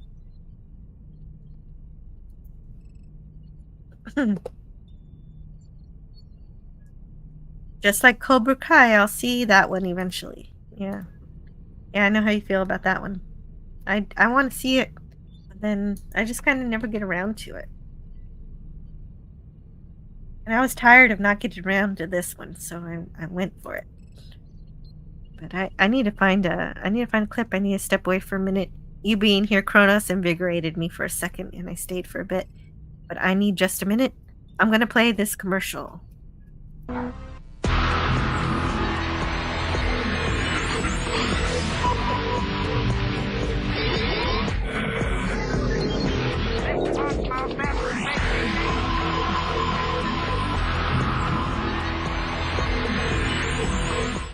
I've been teaching summer school for about 10 years now. I specialize in Klingon language studies.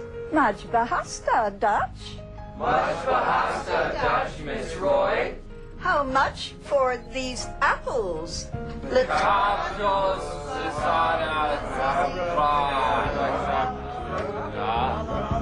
I can be strict, but I just want them ready for the real world.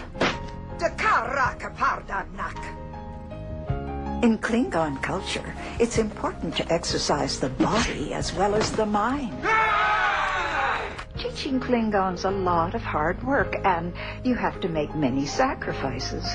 But at the end of the day, if I have changed one person's life for the better, that is a small price to pay. Hijama Jia Ko.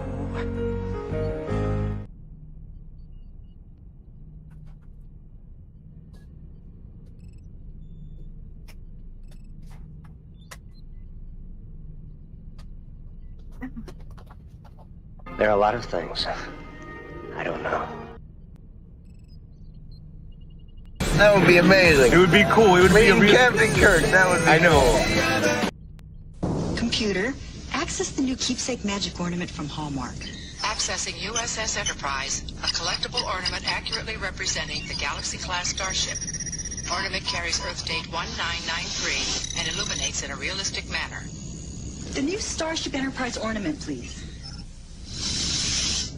Replications are copies. Only Hallmark carries authentic keepsake ornament. Suggest solution. Call 1-800-HALLMARK for store nearest you. You do have the might to force the crystals from us, of course. But we won't. Consider that.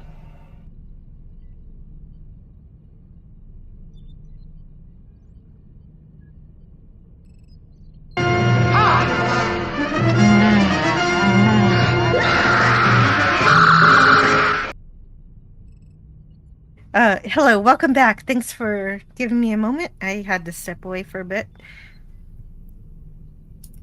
RVM 371 says, I think it's one of the early Macintosh computers.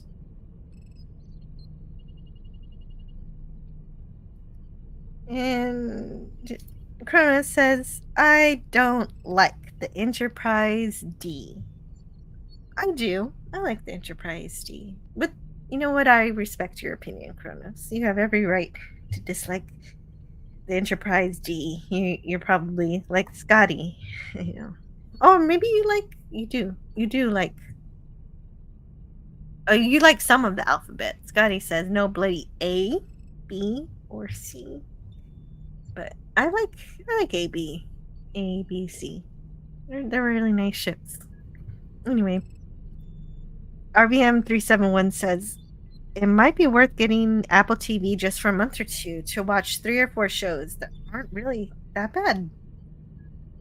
Yeah, with the landscape of television today, finding good shows like this is it's pretty hard to find.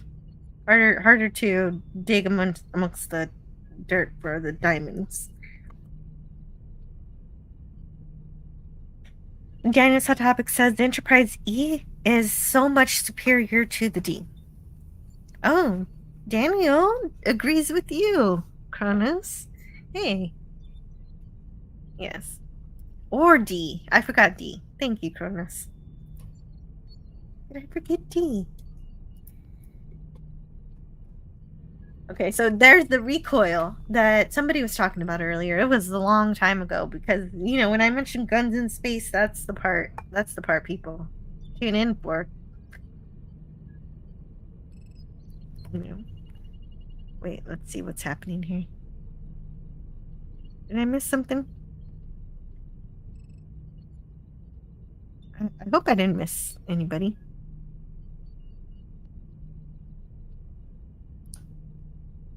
Oh, right. I did miss a few things. Let me see what's happening.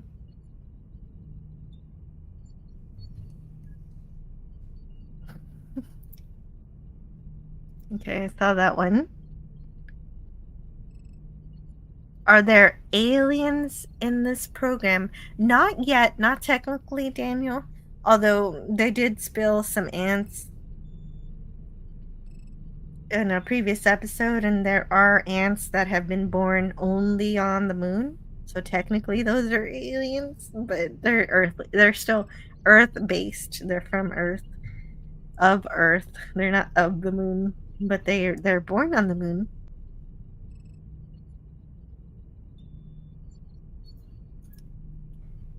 And RBM 371 says, anyone get 2010 Russia-US briefing vibes here too? It just reminded me of a really really bad Zoom call. But you seem to know more than I do on that one.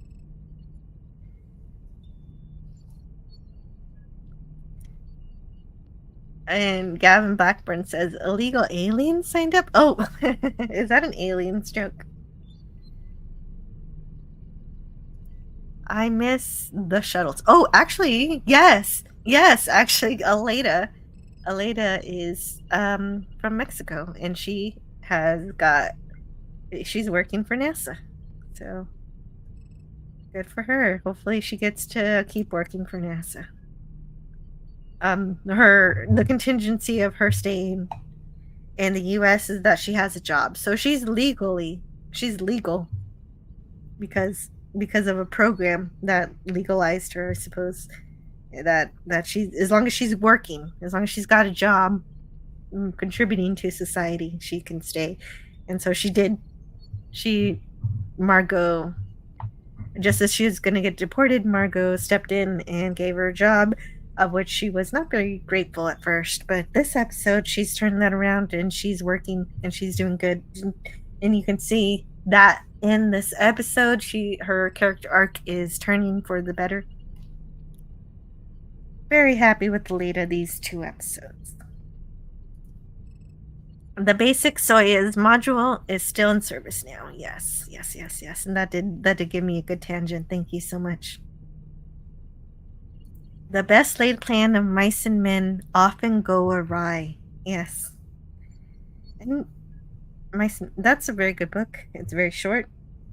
Anybody can read it. It's over before you realize. Can I make docking jokes? Sure. I don't mind sometimes some talking jokes. I probably don't have that one, right? You don't have Apple TV.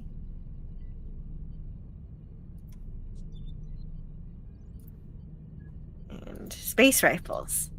The Expanse did guns in space well.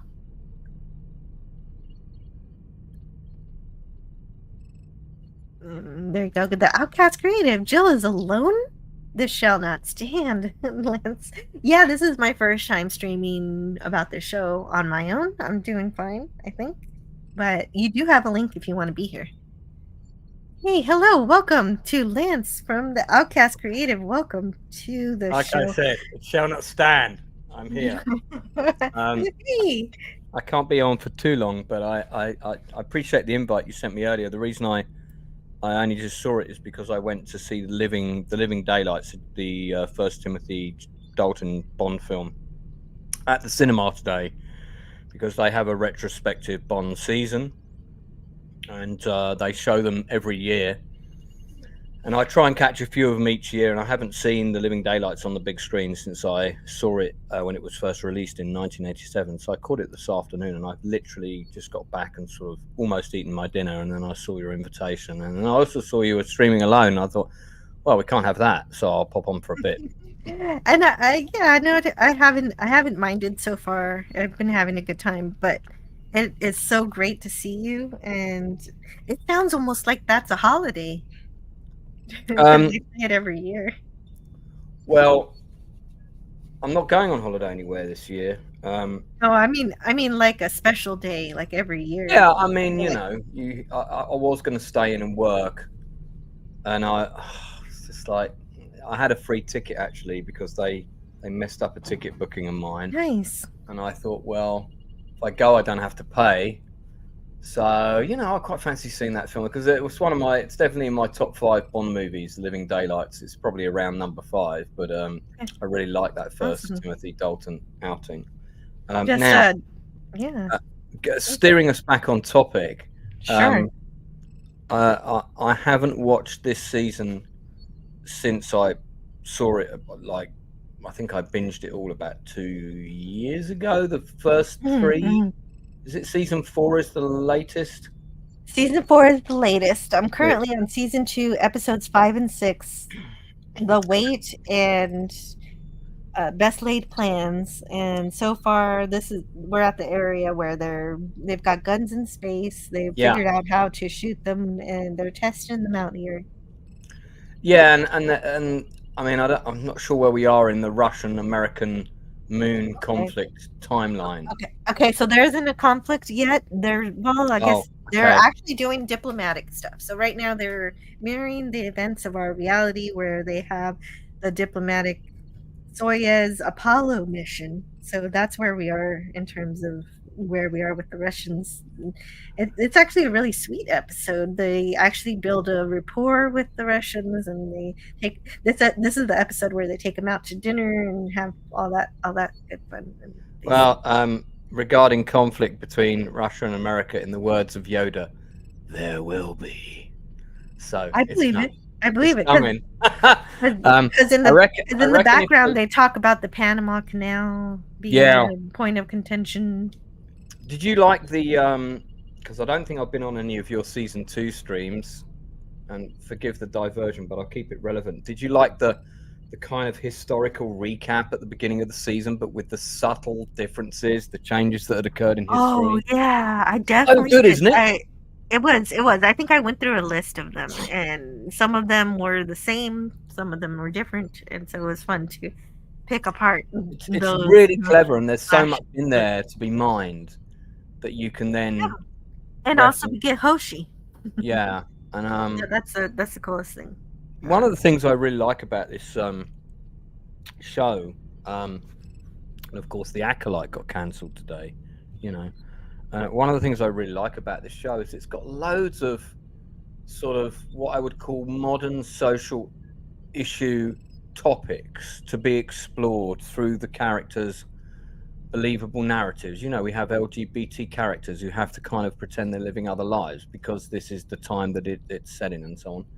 And none of that stuff I felt with this show felt forced or kind of shoved in your face. It just felt believable in the world that they'd created, and I really liked that about this show. I do too, and it's got historical context to back it up also.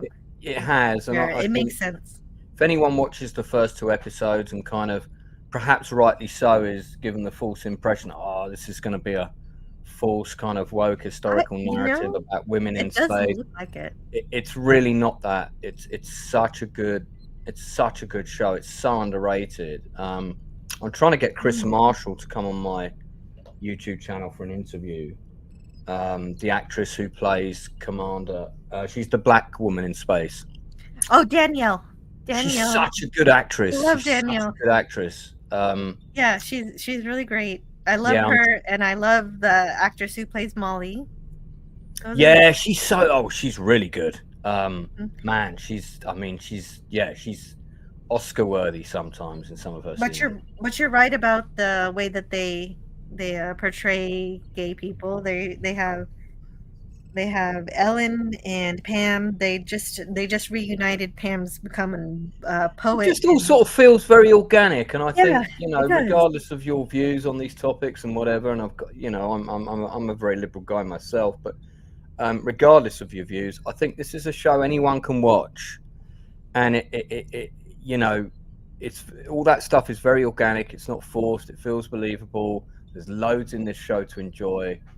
Don't let any of those sort of plot narratives put you off, you know, because I know they do put some people off, and which I think is ridiculous, but I think such a good show. I mean, one of the best shows. I think what it is people are oversensitized by it now, and they don't realize there's a difference between woke and a difference between that and just diversity in general, which is never a problem until they integrate like some kind of discrimination into it, and that's not this show. I think this show doesn't tell anybody that they're terrible people for how they're born. No, but woke things do. I think because there have been some shows that have, shall we say, put sort of social messaging at the forefront of their story rather than story first. Right. People are naturally on guard about that kind of stuff a little bit more than they otherwise would be. And I would say that, look, if you want to see a show done right, where some controversial topics are explored, sure, but done right, this is it. This is it. Yeah. Another example of that might be season 3 of The Orville, where that's not woke either, but it does explore those kind of social topics in a way. I don't think I've seen season 3 of The Orville yet, which is the season that begins with the massive space battle. Yes, it's not my favorite. Season 3. Yes, that is season 3. Oh no, I have seen it. Oh right. Oh hey. Did you see the whole season? No, I think I saw like half of it. Wasn't it shown in 2 parts or something? Was it Oh, one there of are those 10 ones that- episodes. I think I only saw about the first 4. Mhm. I was probably stuff going on in my personal life, to be honest. But yeah, I think I saw about 4. I definitely didn't see the whole season.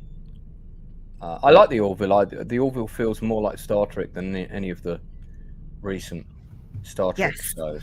I bet that.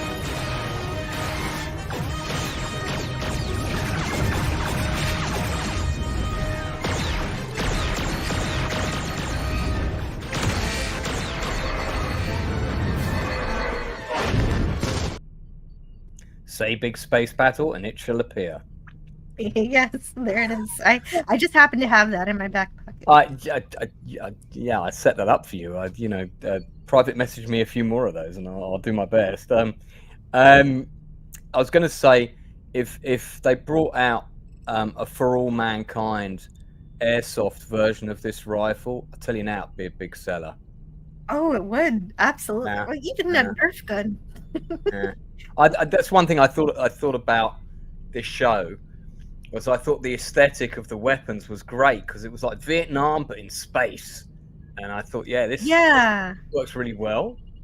And it's cool that there's like a whole episode that revolves around how we're going to get guns to work in space, and they have this new caliber of ammunition, and it sets up the rivalry. And again, I'm reaching for my memory here, but I seem to recall there's like a platoon of Marines on the base, and then there's kind of the people that run the base. Mm-hmm. So there's that sort of tension between the two groups, which is kind of well done in the show as well.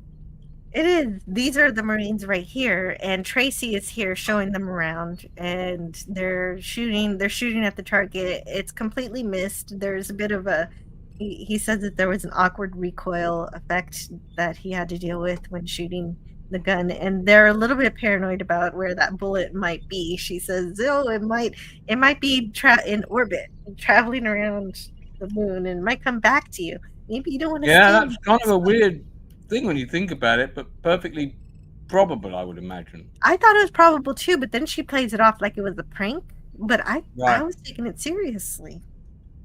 Yeah, I do like this. This second season has got a lot of very sort of believable Cold War tension. Well, if the U.S. is showing up with their M16s, when do the Russians show up with their AK-47s? Well, I don't want to spoil it for you, but there's stuff coming. That's all I'm going to say. Stuff is coming. Okay. There's a pretty cool action assault sequence that kind of comes out of nowhere, and after something else has happened. And you get a pretty cool cliffhanger on one episode, and then next episode you kind of straight into action. And the way the space combat is done in this feels kind of like how it would play out if there was actually a firefight on the moon. It was probably the closest we've ever got, because let's face it, Moonraker was a bit out there. But this feels like, if there was space combat on the moon in the Cold War, it probably would have been. This is probably what it would have been. And they discover that the Russians are kind of doing all this shit with this underground mine and stuff that they didn't know about. Right, because that's the mission for this season, is to get the mine back, because the Russians took it. Yeah. While the U.S. wasn't looking, because they had all their codes, because once upon a time Ed left the Russian alone with the moon base, and Mikola, or I think something like that, and so he planted a bug in Jamestown, which allowed the Russians to know all of the codes and take the mining. I don't know why they took so long to actually act on that intel. Eventually they do, and take I'd be advantage. guessing if I offered an opinion, because I'm trying to remember this from, I think I saw this season probably 2 years ago. But I mean, I love this show. I mean, I must buy the Blu-rays so I have it, properly. Sure. Yeah, that's something Kronos was saying, that he wants to watch it, but he doesn't have Apple TV. That's an alternative to buy the Blu-rays. Let me see what's available funnily enough, I went to there's only like one Blu-ray shop left in the entire central London. I think there's two, maybe. Oh no, that's so sad. I'm so I know, sorry. right? One of the biggest capital cities in the world, and it's called FOP, FOPP. And if anyone watching, if you ever travel to London, it's just across the road from the theatre that's showing Harry Potter down this side street, sort of between Leicester Square and Covent Garden. It just shows Harry Potter. Yeah, with Stone's Do you have Throw. a theater dedicated to Harry Potter? No, it's the stage play of the Harry Potter and the Oh, The Cursed Child, the Cursed play. Child. Yeah. Oh, Yeah, it's on there. It's been on now there I for a long time. understand. Yeah. Okay, So, I haven't seen that. I hear it's really cool to see, but not a lot of fun to read. I want to see it. I wouldn't mind seeing it. I haven't read the book, and the play was written first, and the play is in the same thing. Plays in two parts, and I mean, we're getting a bit off topic here, but when you go and see it, there's no bow at the end of part one. It just ends on this massive cliffhanger with Dementors flying around all over the place. Dementors. Nice. Extremely well done. I mean, there's some very good stagecraft and trickery in it. It's if you ever get to see it, it's a fantastic, fun show. It's very good. Yes, I hear the effects are very good. I want to see. I don't think they should make a movie of it, because I think that would completely ruin the stage production. In my personal view, I'm sure they will at some point. It's an alternate. Well, speaking of alternate histories, it's pretty much an alternate universe apart from the actual Harry Potter universe. Yeah, I'm just seeing what I'm just gone on to. But you're right. You're looking up. I'm looking up Blu-rays. Blu-rays. Kronos. So season 1 of For All Mankind is available on Blu-ray, as is season 2. So you can get the first 2 seasons. They're both around $30. So not small potatoes. But I think this show is probably worth that money.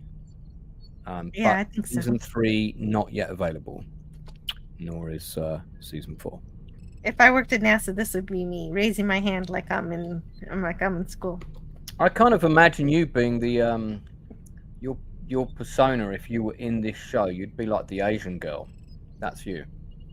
Oh, I don't know her too much. Are you talking about Ed and Karen's? Oh, she's Mexican. Maybe she's Mexican. Sorry.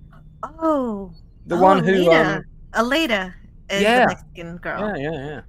Oh, I don't know. I don't know her. She's like too super much brainy and all of that stuff. I did like that she was hanging out inside the capsule to think. She's got her narrative in the show gets much bigger as it goes along. I believe it. I see you saying hello to me, Snorty. Good to see you. Canadian Spider-Man says hello and good morning, chat. Please don't forget to hit the like button and help Jill grow this channel. Thank you. Oh yeah, let me do that right now. There you go. I just put it up to 16. Nice, thank you.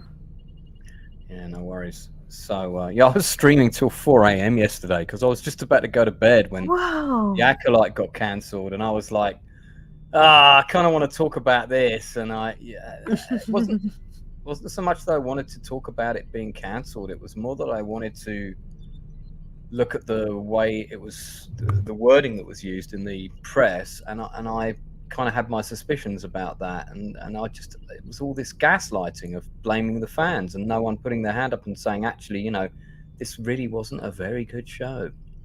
Writing wasn't very good. But anyway, sorry, we're getting off topic again. Well, no, that's okay, and that's a thing that keeps happening. And like you said before, people putting agenda before storytelling, and that's essentially, from what I hear, what might have happened there. I didn't watch it, so I can't say that I is would my say that's opinion. probably the best example of that in the living history of the world.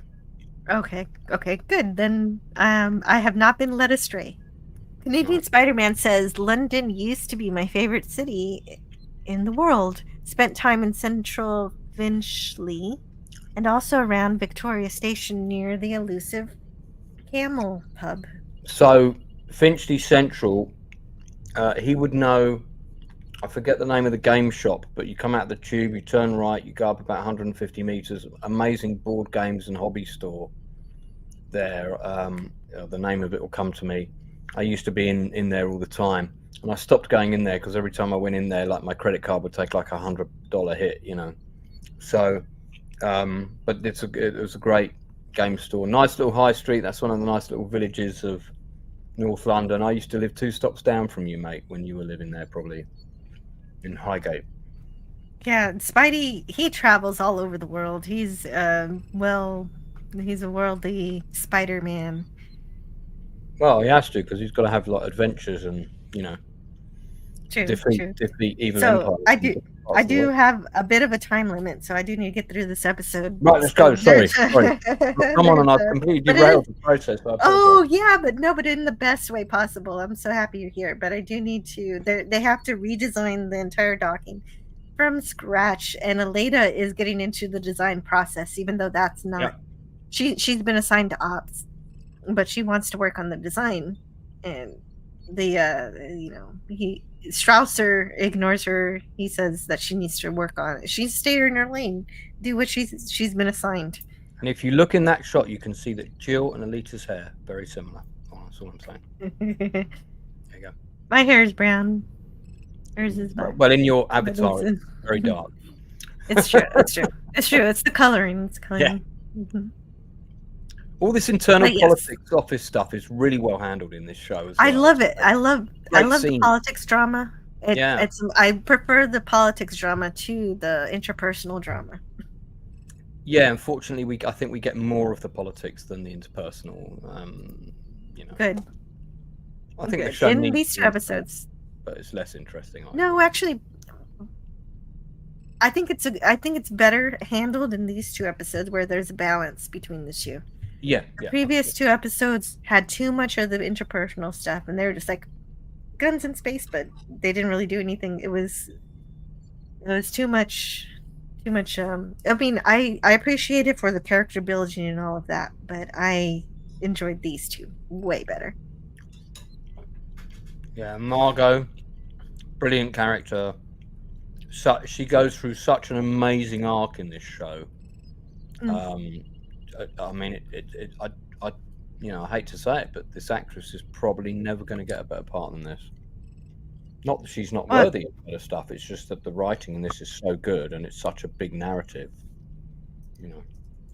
That's a good guess. That's a good bet. I bet you're probably right, because I really love her in this, and this is the first time I've really been introduced to her, and she's talking to Thomas Paine, which is one of the people that is an analog to a real life person. And he says he wants this Soya's mission to happen because it's his city on a hill. It's his statement that he needs to show the world how to be, and he wants America to be an example of diplomacy and friendship and how we can work together and we don't have to be at war. And he's got a lot of good intentions here, and so he wants her to find a way to make this work with the Russians to do the Apollo Soyuz mission. Rest in peace, Gil. Drinking from your coffee mug now, says Canadian Spider-Man. Yeah, and he's referring to Cardinal Sin, who we lost last year. Within the year, I have lost 3 very important YouTube friends: Cardinal Sin, Clobberin Times, and Pop Culture Curator, who would be here. He would be here today. I loved Pop. I didn't know Clobbering Times, but I did get to meet Pop on a number of occasions, thanks to yourself. And we will continue to. I wish you would have met him when he was healthy. He was so good. Like, he was great all the way to the well, I mean, I end, didn't know him then, so I suppose I didn't notice the difference. But I thought he was great anyway. Mm-hmm. So. Yeah, he was. He was still great.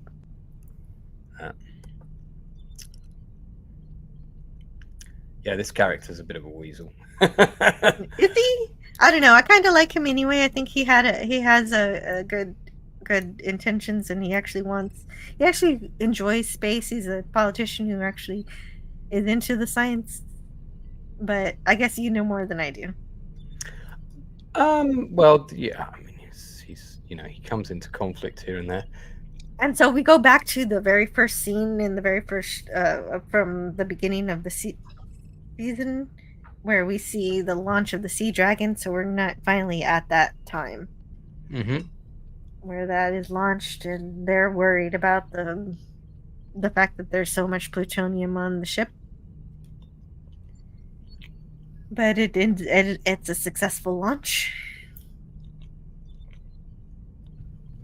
And, well, because of how dangerous it is, that's why it's launched under the ocean in the middle of nowhere. That's kind of a cool scene. It is, and it's based... I thought the effects for that were very good.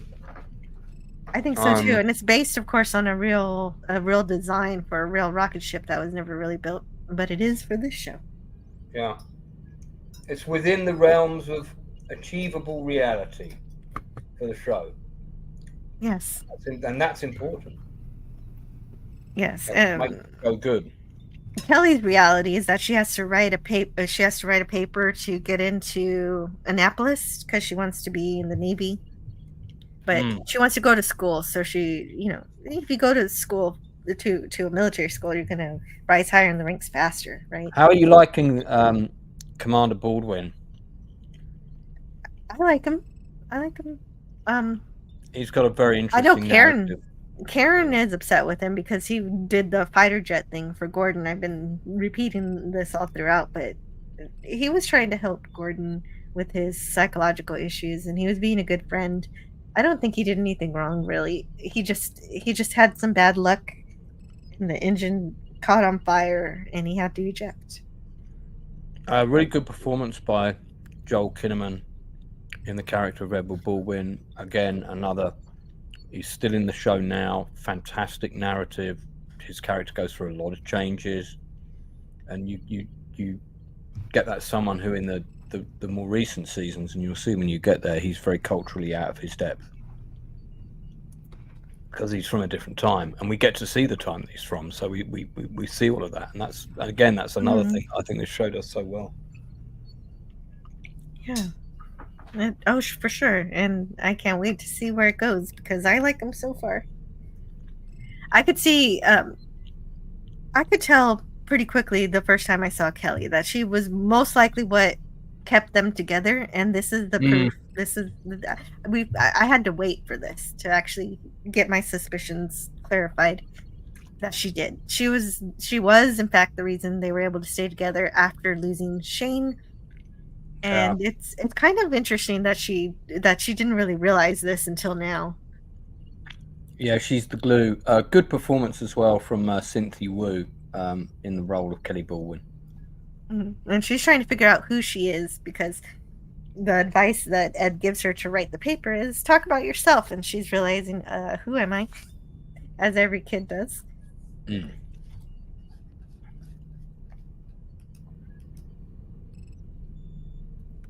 What's Elon's take on this show? Says Kronos. I don't know. I've never asked. Hang on, I've got him on speed dial. Let me give him a quick ring. And I'll, Hey, Elon.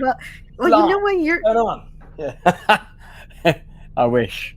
You're very good at getting interviews. I bet you could. Do you know what? I'd be surprised if he hasn't watched this. I mean, anyone that's got dreams of going into space should watch this show because it's, the premise of this is what might have happened if we'd actually invested money in the moon is not an unbelievable one, in my view. Yeah. And so she's afraid that she's a Band-Aid, but Karen corrects her, she's a heart transplant. Yeah, that's a good line. Well, at least she's honest. She doesn't try to cover anything up, and I do appreciate that. Sometimes with dramas, it pisses me off when people lie to make other people feel better, and there's a lot of honesty in the show, which I appreciate.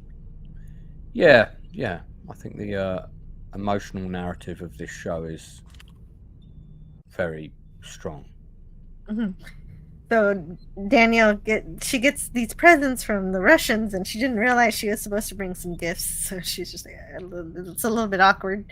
And so she's trying to break the ice. She's trying to tell about why she joined, why she's an astronaut, and how she joined the space Air Force. Yeah, I remember this scene. Or how she got into it. Did she join the Air Force? No, wait, that's not right. That's the Soviet. This is like two couples going on like a really she started awkward flying. date. Yeah, exactly. So I was getting my notes mixed up. She was talking about how she started flying and how she entered the astronaut program when they started asking for female astronauts. And so, but his answer is, I joined the Soviet Air Force and then the cosmonaut program, and that's it. He doesn't share anything personal or anything. Yeah, they're very culturally cold. I love Chris Marshall in this role. I hadn't seen a lot of her work before For All Mankind, and I've been going back and looking at stuff she's done. And then, oh yeah, fantastic actress. And Danielle, she makes one of the biggest mistakes. There's only one Russian restaurant. Here's the food, and they're like, "What? I don't want this. Can I have some hamburgers?" Because of course, you don't want to get your own home food in another country. It's not going to be as good. Yeah, I remember this. Yeah, he's like, that's what they really want. They want the American dream. Let's have a McDonald's, and I think that's what breaks the ice, isn't it? That helps, yes. Yeah. The cheeseburgers, yes. Yeah. And so they go to the outpost, which is also a good move because that's the place where astronauts go. And so inviting the cosmonauts there, that's diplomatically a beautiful thing. Do you have Jack Daniels? Because this is all the stuff they've heard about but never seen, They were offered vodka and they were like, no, we get that at home also. Where's the whiskey? It's a good scene. Like it very much. It is. I do enjoy them. Able to build some rapport. I know they're going to have conflict later. I know the friendship can't last, but I'm glad that it's here now. And they do a toast to all of the astronauts that have passed away from their space program. So Danielle mentions some of them, Patty, Harry, Deke, and the Russians do a little snide remark. If you would have put nitrogen in your oxygen system, the Apollo 1 astronauts would still be alive. But Danielle has a good counter. Yeah, because there was a Soyuz 11. That's the one where when they were coming back into the atmosphere, something went wrong and they were killed, wasn't it? Yeah, if they would have worn, she says, if they would have worn pressurized suits, they might be alive. Too. Yeah, the Apollo 1 fire was such a tragedy. And we get to one of the major themes that ties both of these episodes together is shit happens. Yeah. And the shit happens with the jet blowing up, with Gordo experiencing all of his trauma and having to overcome his fears, and that's how he explains it to his son. There are things that you can't control, and that's the thing. That's the thing that happens here. As much as I dislike Tom Hanks, I like Apollo 13, says Kronos. Oh man, how can you dislike Tom Hanks? I mean, I don't know. Do you know what? Like, sorry, and this is a bit of a side, but I'll say it anyway. A French actor called Alain Delon, he passed away the other day, and he's a huge, one of the biggest stars of French cinema, and particularly famous for doing all these film noir kind of gangster shows and stuff. And I did a dedication stream to him, and somebody commented on it. He was also a member of a far right party. He was a racist, and he was this and he was that. Now, I don't follow actors' politics. I don't follow their personal lives. I just look at the work they put out, and do I like that work or not? Do I want to watch those films or not? And Tom Hanks's movies, if I picked 100 of my favorite movies of all time, he's probably going to be in at least 10 of them. So I like the work the man makes. You know, he puts out really good movies, and we've got a lot of films to thank him for. So he's all right by me. Definitely, there's that difficulty in being able. Some people have difficulty separating the art from the artist, and I can understand that. There are times that I get upset with things that actors do, but it's he says he's a holy weirder for sure, says Cronus. I don't know. Well, I heard all these rumors he's some kind of wizard of a elite, whatever it is. I don't know what that is. All I know is he owns an island in Greece, and good for But him. Whatever. I respect somebody's religion. It's fine. I don't know what he is exactly. I think it's more to do with Illuminati type. I don't know all that stuff. Oh, I don't know that stuff either. Oh, conspiracy theories and things. Made Saving Private Ryan. He did Bachelor Party, which is one of his earlier films that he probably hates, and I love it. So, well, I started. I don't have For All Mankind clips, so I kind of start the stream with some Apollo 13 sometimes. He just put Sir Isaac Newton in the driver's seat. He also produced that show From the Earth to the Moon, which was a drama show about the Americans' space race, and it's a very good show.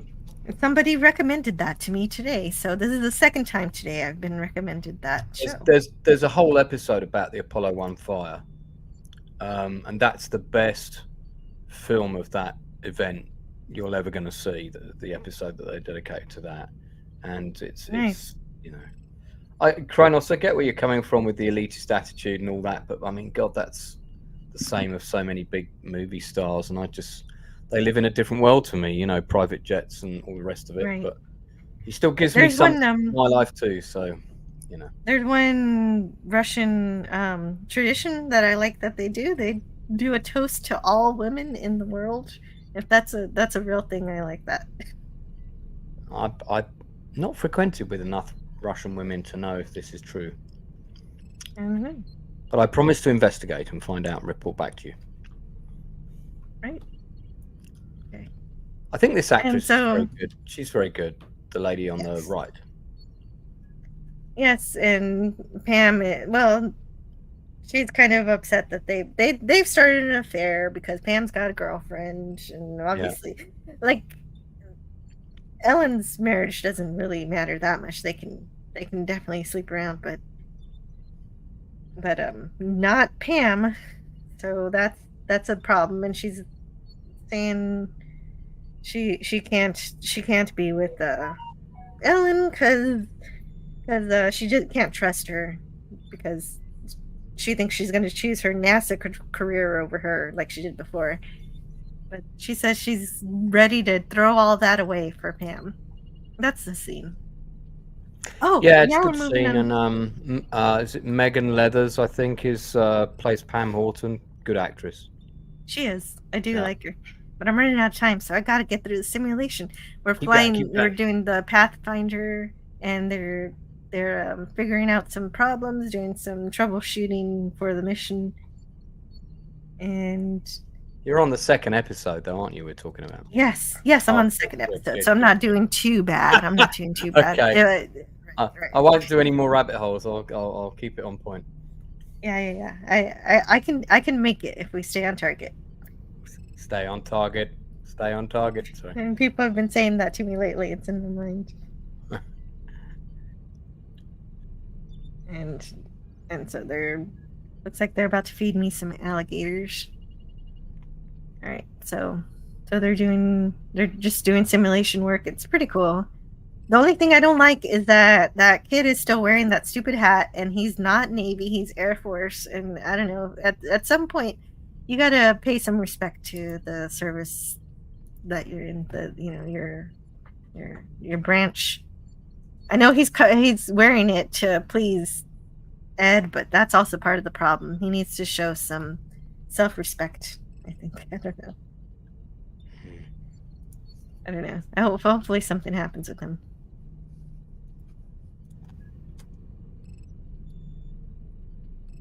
And Margot's in Sergey's office. Oh, this is great because she wants help. She wants some help getting the docking to work, and he's like, "Nope, it's not possible. This is not going to work."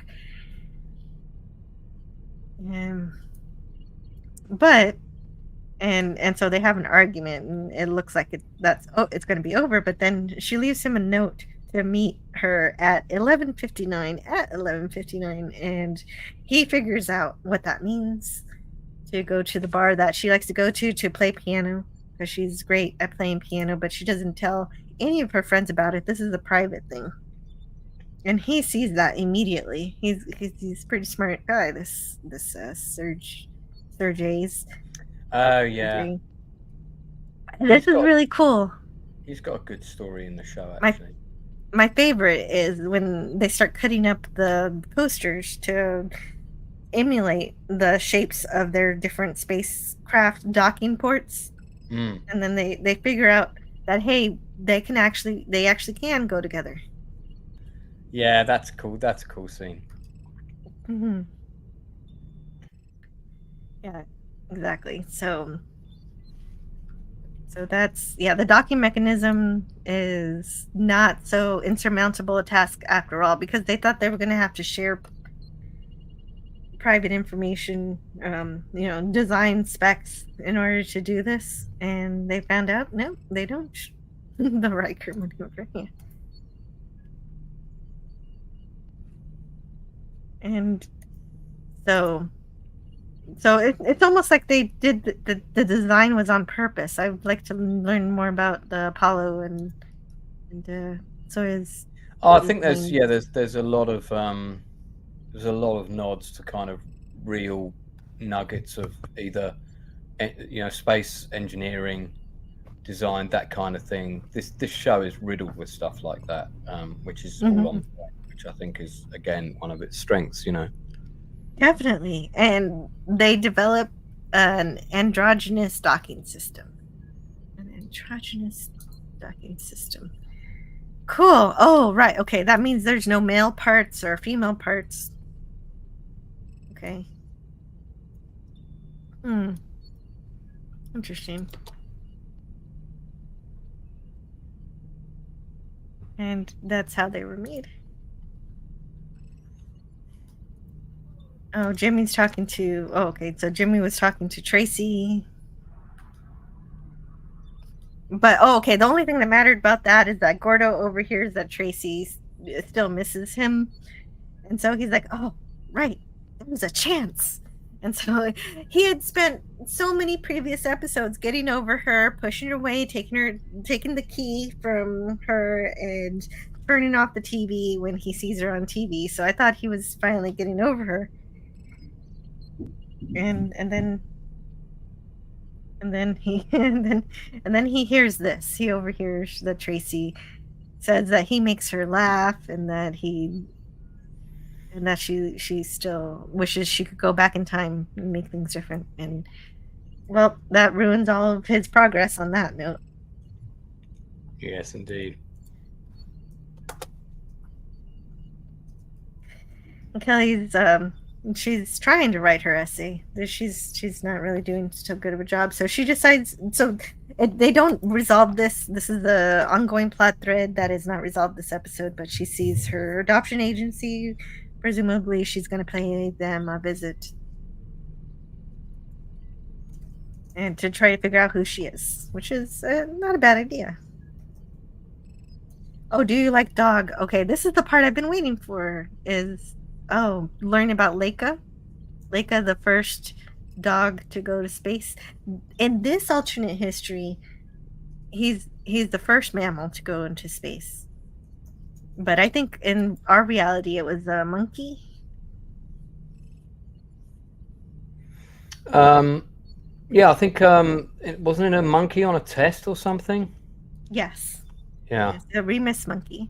Because that's in the film The Right Stuff, where there's a scene, if I remember rightly, it's a great movie if you haven't seen it, covers the historical period of this. It's a really big movie. And there's a scene where the ship comes back to Earth and they open the hatch, and there's all these reporters waiting with flashbulbs and cameras, and they're chucking questions, and then it cuts, there's a reverse shot and you see it's a monkey. So it's like, why are they asking him questions? He can't speak, It's a good scene though. Apparently that really happened. I believe it. Well, unfortunately, Leica, the adorable dog, did not he did not have a good time in space. His rocket didn't separate as planned, and the thermal control failed.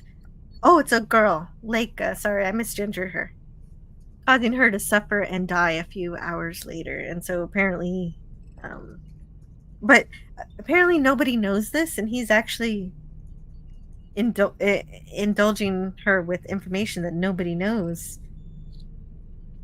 But Danielle says to give Leica credit because of all the work she did for the people she loved. But I think she's anthropomorphizing a little bit. Because the dog did do it because he loves the people and that she's loyal to. But I don't think she knew the magnitude or the risk that she was taking. And I think Danny is kind of losing it, saying that she does know what she was did know what she was doing. She didn't. She said, "Don't take away Leica's agency." I don't know. Maybe we need to have a Measure of a Dog episode. Well, I'm not saying anything about what's coming up. Oh, okay. No spoilers here. Well, but the Russians knew that they weren't going to bring Leica back. Also, so there was already that issue of animal. Using animals for experimentation and that. I know I wouldn't want my cat to go to space unless I knew she was coming back. But no, unless I went up with her.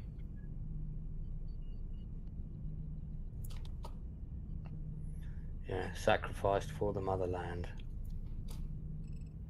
That's what Pravda said. She only wanted to go home, which is the truth.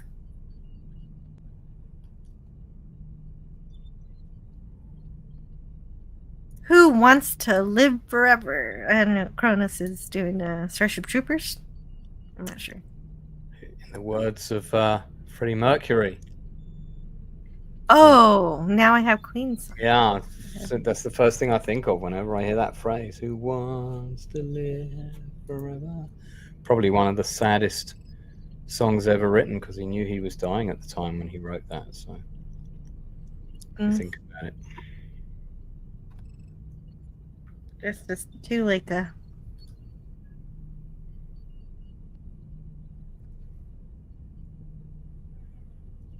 And Margot and Sergey are still working. They're still working on the docking, but they see some feet. Someone's sleeping in my bed. He really makes a Goldilocks reference. Yeah, and of course this is all unofficial as well. The Russians and Americans haven't sanctioned this cooperation between the two of them officially, I don't think. Oh, absolutely not. No, they're bringing it back to NASA. But I'm so happy it happened because that's the only way that this cooperation led to the solution. Although Margot is a complex character with varying taste in relationships, shall we say, this is the only man that she truly loves in this show is this guy. Oh, really? Yeah, that will become apparent as time goes on. You can kind of see it in this episode that she's kind of falling in love with him because of his brilliance. That's what it's like a male version of her, so. Mm-hmm. But she knew that there was a problem with the two ships docking, and she figured that they need to add a ring to deal with the engineering issue. There's nothing to disperse the energy. That's it. Of contact. And they need a shock absorber, or else they'll rupture the hull if they don't do that. So that's her solution. Really, really good work. And I didn't know there was going to be a romance there. I didn't see that at all. I couldn't remember if that I couldn't again because I'm recollecting. So forgive me for the spoilers, but. That's okay. I can't remember if that was already being hinted at by this episode. I thought this is the episode where they kind of start sowing the seeds of that. I'm not going to say any more about it, but I didn't say that they had a romance, but I said this is the guy that she loves without a doubt. Oh yeah, you didn't say that precisely. I won't say more. That's true. It doesn't have to be love. Doesn't have to. Well, be maybe it will be, but you'll have to wait and see. Oh, maybe it's something else. Marco and Lena, everybody's happy with their solution. Yeah, You're really good at what? I was just going to say that another thing this show does really well, that this has reminded me of this storyline, is that they're very good at aging the characters appropriately with the makeup in this show. And haircuts and fashion and all of that. Oh, definitely. Everybody goes through like this chameleon thing between seasons. And I mean, if you see Ed Baldwin now, in the latest season, he's an old guy, he's liver spots and everything. And I mean, he really looks... they age him up well. I thought they aged him up well in this season. I think they didn't age the women that much, but they aged him just right in this season. It's good. It's good. Margot, they do a really good job with Margot as well. Oh yes, they do. They do with Margot. Well, I believe you. And I'll see, because they didn't age up too much this season. And this was the weird thing. This is what's weird. Why? Okay, so here's my question. Why are they keeping... He's mentioning how he's going to be preserved forever being buried on the moon. Did they ever explain why they're keeping Deke up there? Did he ask to be buried on the moon, or did his family decide to leave him up there? Is that I don't know. Maybe we don't care. I'm reaching for my memory, having watched this 2 years ago. I thought it was some kind of request in his will or something. Okay, good. Yeah. I'm glad he asked for it. But I could be wrong. Oh, and Gordo finally visits Tracy's husband, Sam Cleveland, and he offers him some wine, but not just any wine. Apparently, it was previously owned by Thomas Jefferson, so wine from the 1700s. You're given wine from the 18th century, you drink it, and Gordo does. Apparently, wine from that far back is not that great now. Oh, it isn't? Eventually becomes vinegar. Wine gets better with age, but ultimately, eventually it does ferment and go off. It's not... Oh, how long does it do? I was wondering that, I think too. It varies from type of wine to type of wine, and, every wine has, like, its, like, peak period of... whatever it might be, 30 years or 50 years or something, and yes, and then after a certain time, it's that's my guess too, Kronos, that it just becomes like vinegar. But basically, all we need to know about this scene is Gordo's just giving him a heads up that he's going to get Tracy back. Oh yeah. And I actually like Sam's response. He is not threatened. He says Tracy's going to choose who she wants. She's a free agent. And there's a bit of honesty there and understanding of her character. Yeah.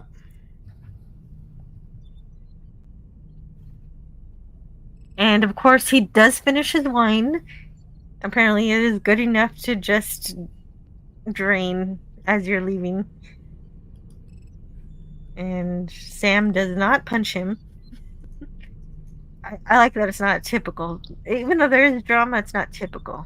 Anything that's rote or what usually happens in these situations doesn't happen. This show's very good at doing that. It sets up stuff and you think you know what the outcome's going to be, and it's good at throwing you realistic curveballs.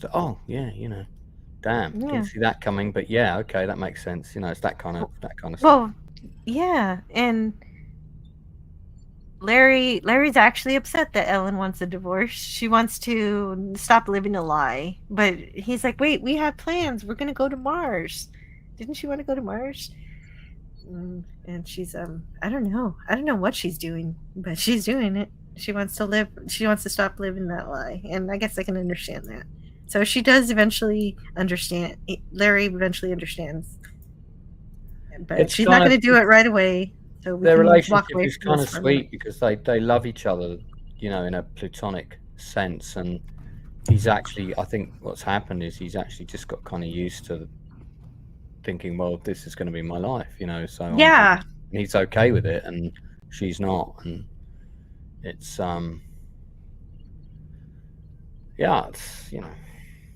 it's again, it's another. That was he enjoyed living with her, but being able to find romance elsewhere. But that lifestyle doesn't work for her. She only has eyes for Pam, so that's where she wants to be.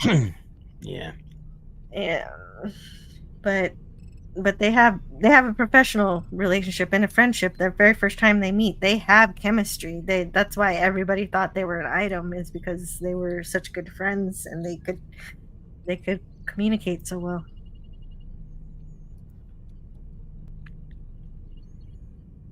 The future is there for the taking. That's a very Star Trek line, for sure. But she's lonely. She can't handle the pressure. I guess, just it's just working at NASA. She wants more. Chrono says, "Get your ass to Mars," but I don't do a Arnold impression. Sorry. Get your ass to Mars. It's better than mine. That's probably about as good as I can get it. I don't even have one. So he finally agrees, but they're not gonna do it right away. So we have some time to deal with that.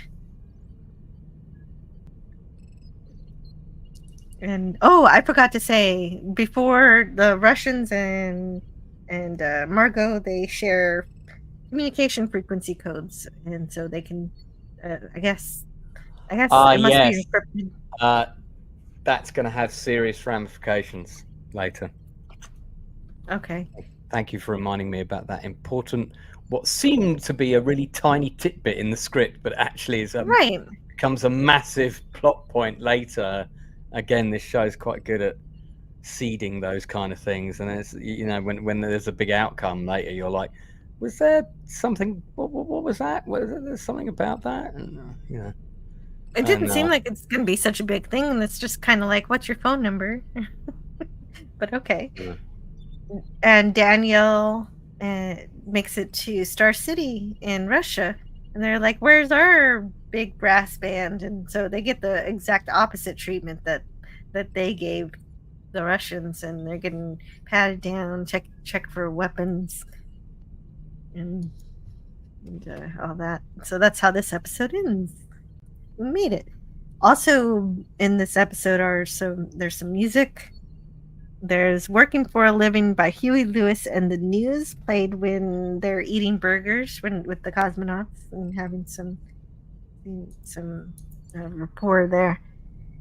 Then when Danielle and the cosmonauts make whiskey toasts at the outpost, they play Ticket for the Sky by the Blitz Girls. Let me get rid of that. Oh, yeah, we're on again. Oh, yeah, oh. Stop changing. There we go. I was into my notes and I couldn't get to the other screen. Might wanna edit that later. No, it's fine. It's just a traffic code never hurt anybody. Yeah. VLC player. I use. So you're quite a way into the show now. Where are you rating it on a kind of 1 out of 10 scale so far? This season's more serialized than season 1, but I'm getting into it. I'm getting into it now that we're in it's episode 5 and 6. Season 1's a lot of setup and a lot of science, and season 2 is more action orientated. Right. Season 3's got lots of action. Gotcha. Yeah, so it's but it's it does. Didn't the creator describe it as the ultimate Star Trek prequel? And yes, he did. But I do like that we're actually getting into the plot. I think the last 2 episodes were kind of just too much drama and not enough plot, and this one had more of the story, more of, hey, we're going to do this actual mission is actually happening, and here's how it's going to happen. And I'm enjoying the best laid plans is probably the one I like like a little more. Well, sorry, go on. Oh, I was still listening off the music in the episode. My City Was Gone by the Pretenders plays when Daniel and the cosmonauts at the outpost are having drinks. And 7-Eleven by the Ramones is played at the bar. I think they have kind of historical. There's a historical song in every episode, if I remember rightly. Mm. You know, just to kind of like signpost where we are in the timeline of history. Yes. I don't think I've leaked any. There's no major spoilers I've leaked. I'm just telling you, there's a lot of good stuff coming. That's all you need to know. Yeah, that's all I need to know. Thank you so much. I did like season 2 of House of the Dragon. I felt they dropped the ball. There's a question in the chat there. Felt they dropped the ball a bit. Episode 8 was really episode 7, and everything that was going to be in episode 8 got bumped to season 3, and that was a production thing that actually happened. So we didn't get the ending we were supposed to get. Yeah, I heard y'all had a bit of a tease for the ending. Yeah. So I don't know. I haven't seen it. I haven't seen House of the Dragon yet. I might check it out now that the season's over. You could watch it. I mean, it's, you know, you don't need to have seen Game of Thrones at all. So if you haven't seen unfortunately I have, but it's I mean, I'm liking it. Good. Much more than the latter half of Game of Thrones. Let's see what happens. I think the next season is really key, because season 2 was good, but maybe not as good as it could have been, and it'll all be about what's in season 3 for the show. But well, it's continuing. That's what's important. It's not getting canceled. So, right? Indeed. That's what I'm waiting for. Thanks for having me on again, Jill. I hope I didn't waffle on too much. No, you were. It was amazing to have someone to talk to. Usually is. Well, I saw you on, especially someone. I thought, so I was still kind of half eating my dinner, but I thought, let me get on. So yeah. Thank you for being here, and I especially like having someone here who's seen the entire series without, and they're really good at not giving me spoilers, but still able to hint at things in a fun way, and you did a very good job of that. Oh, well, thank you very much. Always a pleasure. And definitely. Just as well, I sort of clicked on YouTube, and I saw your invite on Twitter, of course. But yeah, great show. I always recommend it when we talk about it, and recommend it again. It's really solid writing, good characters, good acting, really good visual effects, actually very believable visual effects. You do feel like you're kind of seeing stuff in space, you know. It does feel that way. It's good show. Yeah, I do. I felt one of the things I liked about the first episode was the tour of the space station, so you kind of feel like you're on tour. Yeah, and it's not that comfortable up there, you know. It's it's not a luxury lifestyle. Oh, yeah. One of the lines I didn't mention was Tracy says, "Wow, I didn't expect it to be so big." And then Nick says, "Just wait a little while. It's not going to seem so big after a while." Yeah. Because I mean, it's towards the end of the last season is when there's like just 3 of them on there and they're doing their thing, isn't it? Mm-hmm. And they're freezing all the time, and they're waiting for that supply ship to come, and now it's a little bit more luxurious than that, but still pretty. Right, there's more space. There's more space. Yeah, there's a couple more rooms have been added. But the first module's still there, which I like that. I appear to be all large on the screen. Am I supposed to announce something? Yes, please announce. Well, since you decided to give me some company for the stream, please let me know what you're up to. So anyone who hasn't tuned into my channel before, it's primarily the meat of it is industry interviews. I just had film director Tom DiCillo on, who wrote and directed Living in Oblivion, which launched the career of Peter Dinklage. So if you haven't seen that movie, you should. It's a very good film. He's done about 7 independent feature films. 3 of them are among my favorite movies. Great interview. This Friday, I am interviewing Roy Wagner, who is a director of photography, cinematographer. He's got 96 credits on IMDb. And among his credits include episodes of Quantum Leap, which will be of interest to the sci-fi fans out there. He also was the DOP on Nightmare on Elm Street 3 Dream Warriors, which I think is the best Nightmare on Elm Street film in the franchise after the first one, in my view.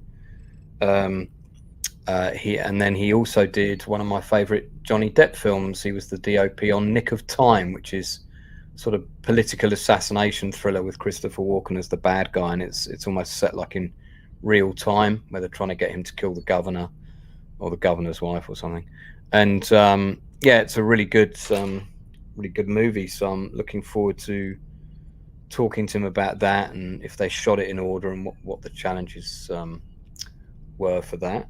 And then I've got Gail Ann Hurd coming on next month, producer of Terminator 2 and Aliens. I'm so sorry I couldn't make your Aliens stream. I mean, actually, I got back when you were still running, but I think you'd been on nearly 2 hours at that point, and I thought you don't need me coming on the end of that. You're always welcome anytime during the stream, but I do appreciate your choices, and I understand anything. Probably would have. I probably would have got so many stories about Aliens, and also, I mean, not just about the film, but the massive impact it had on my life. And I ran the very first Aliens live action role playing game ever anywhere, as far as I can tell. And we had all these people come down and dress up as Space Marines, and we had like laser tag guns and aliens with laser tag sensors on, and a smoke machine, and we built the interior of this spaceship and had all these alien eggs in this hive on this planet, and they all got into like a van, which was like the drop ship. Oh, it was nuts stuff. I've got photos of it somewhere, so I don't have a video of it. Wow, that is more than just being a fan of the movie. You really got involved. Yeah, we did some crazy stuff. I mean, we did like an Aliens versus Predator one. I've got a ton of photos of that, and I did have a video of it, but I don't know where it is. And that was based on the story of the Dark Horse Aliens Predator comic, which is still a mystery to me why they've never adapted that to a movie, because it's a perfect script. And that's too bad. I still haven't seen the latest film. I know you have, and that you might be a little disappointed by it. I'm gonna see it. I'm gonna see it tomorrow, so I'll be able to form my own opinion on it. And give it sort of 5 to 5. Well, the first third, I'd give 7 out of 10, and then it's all downhill from there. For me. Okay. Some people really like it. So it ranges for you. I've got issues with the script. I've got some really, and I'm a script writer, so. Well, I want to thank you for being here today. I do have to dash. I have to go pick up a kindergartner, and I want to thank. I have to end my show earlier these days because of that. Oh, that's fine, because I've got the Nielsen. I forgot to mention I've got the Nielsen ratings in my regular chat show. It's on in 90 minutes on my channel, where we talk about the stuff we've watched this week, and also some older films. We normally plug some older films, but we are going to be getting into Romulus. We're going to be talking about the cancellation of the Acolyte, obviously, but also recommending you a load of good stuff, because that's what we like to do. We like to primarily recommend you good stuff. Yes, I do like to be recommended good stuff. Also, I always forget to find the next 2 episodes of For All Mankind, so I just like to say the names of the episodes, but I always forget to grab those. So let me grab that information. Let's laid plans. After that comes Don't Be Cruel. Oh no, I don't like that.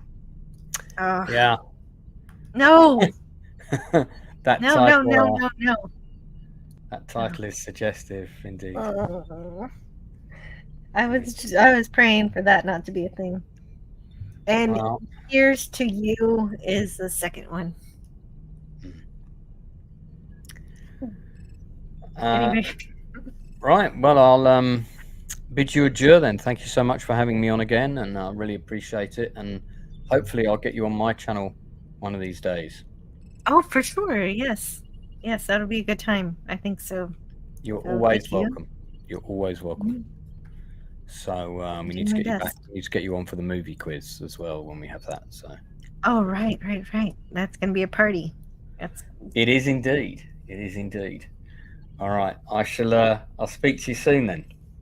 See you soon, Lance. Thank you. All right. Thank you Take for care, everyone everything. in chat. Thanks for the wonderful comments. Keep supporting Jill's channel, and I hope my comments were not too tedious. Not at all. No, you brought some excitement here. Oh. You're great. Where there's a white camoed M16 space assault rifle, there is always excitement. And exactly. You are great. I am great. And also great are everybody in the chat. Thank you so much, Kronos, for filling up my chat full of chats. And RVM371. Thank you, Canadian Spider-Man, Eugene Bird, Gavin Blackburn. Thank you to, let's see who I can find when I scroll. And I got, oh yeah, Snorted Poop with Cuber was the first in the house. Because he knows he gets the best snacks if he arrives early. So he was here early, and he's greatest. Oh, and we learned what the Q means. Quadruped. That's new information for me. And thanks everybody. I know I don't have. Oh yeah, thank you, Gavin Blackburn, and thank you, Eugene Bird, for the presents. I definitely appreciate those. And John the Beagle Dad, Penny, thank you. Oh right, Penny. For Penny, I'm gonna play that Carl Sagan clip to close out the show. And so I will be playing the whole thing because I cut it off earlier because I was using it as a commercial break. And Big Daddy MRI was here. That was awesome. And anybody I missed, sorry about that, but thank you. I hope. Oh, Crota says I hope Deej is doing all right. Me too. Me too. Is there something? Did something happen to Deej? Because I don't know. Yeah, hopefully not. I'm not always up to speed, but I hope you are all well and have a fantastic Tuesday. Thank you for being awesome. I'll see you again on Friday. We're going to talk about data, Measure of a Man, The Offspring, and Fistful of Datas. But until then, I will see you next time.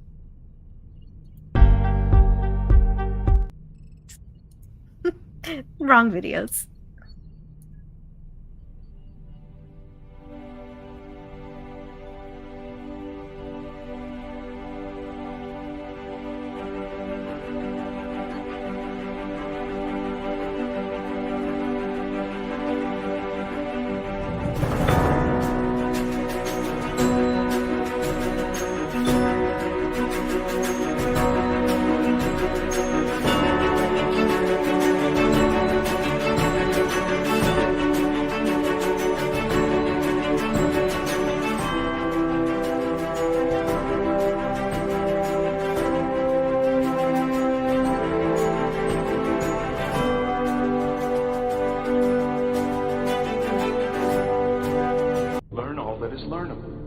And the ways our differences combine to create meaning and beauty.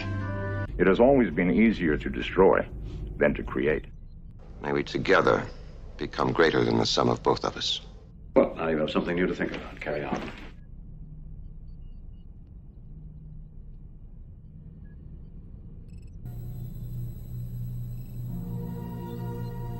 And around those suns, are there other planets? And on those other worlds, are there beings who wonder as we do?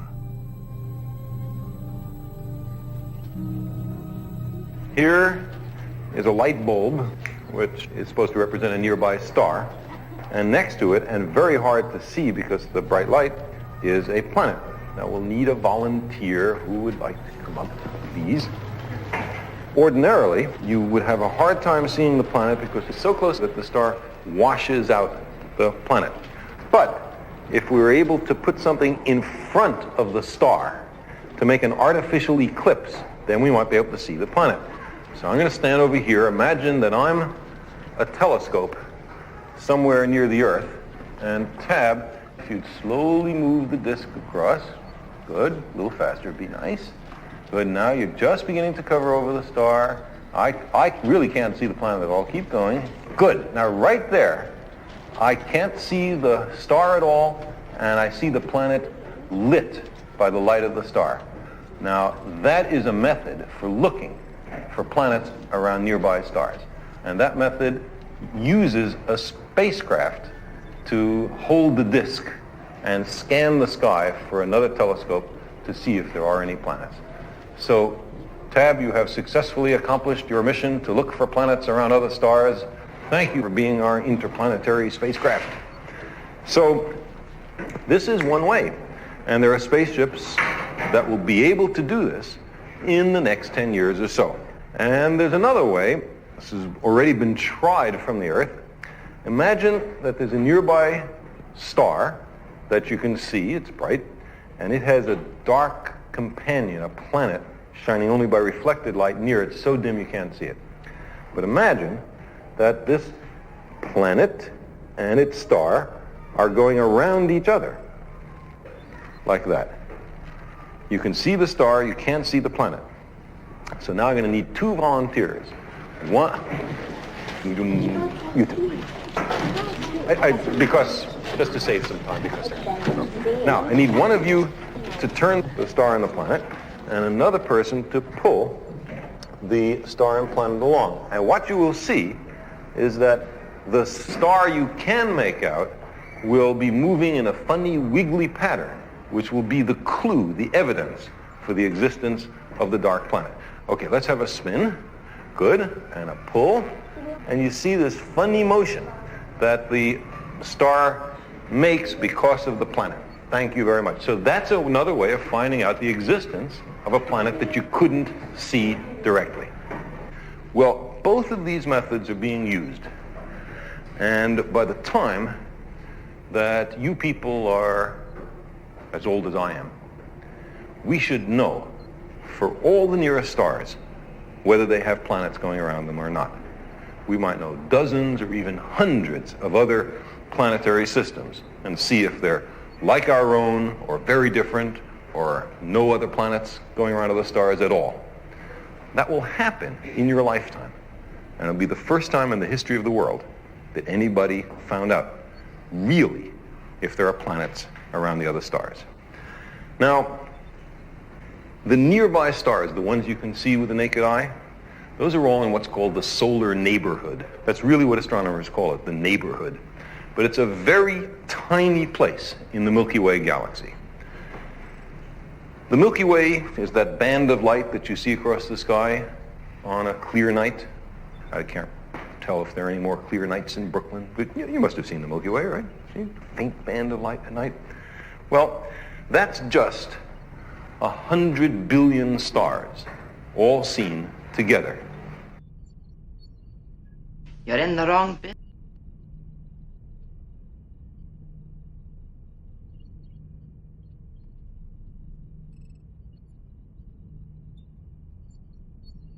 See you around the galaxy.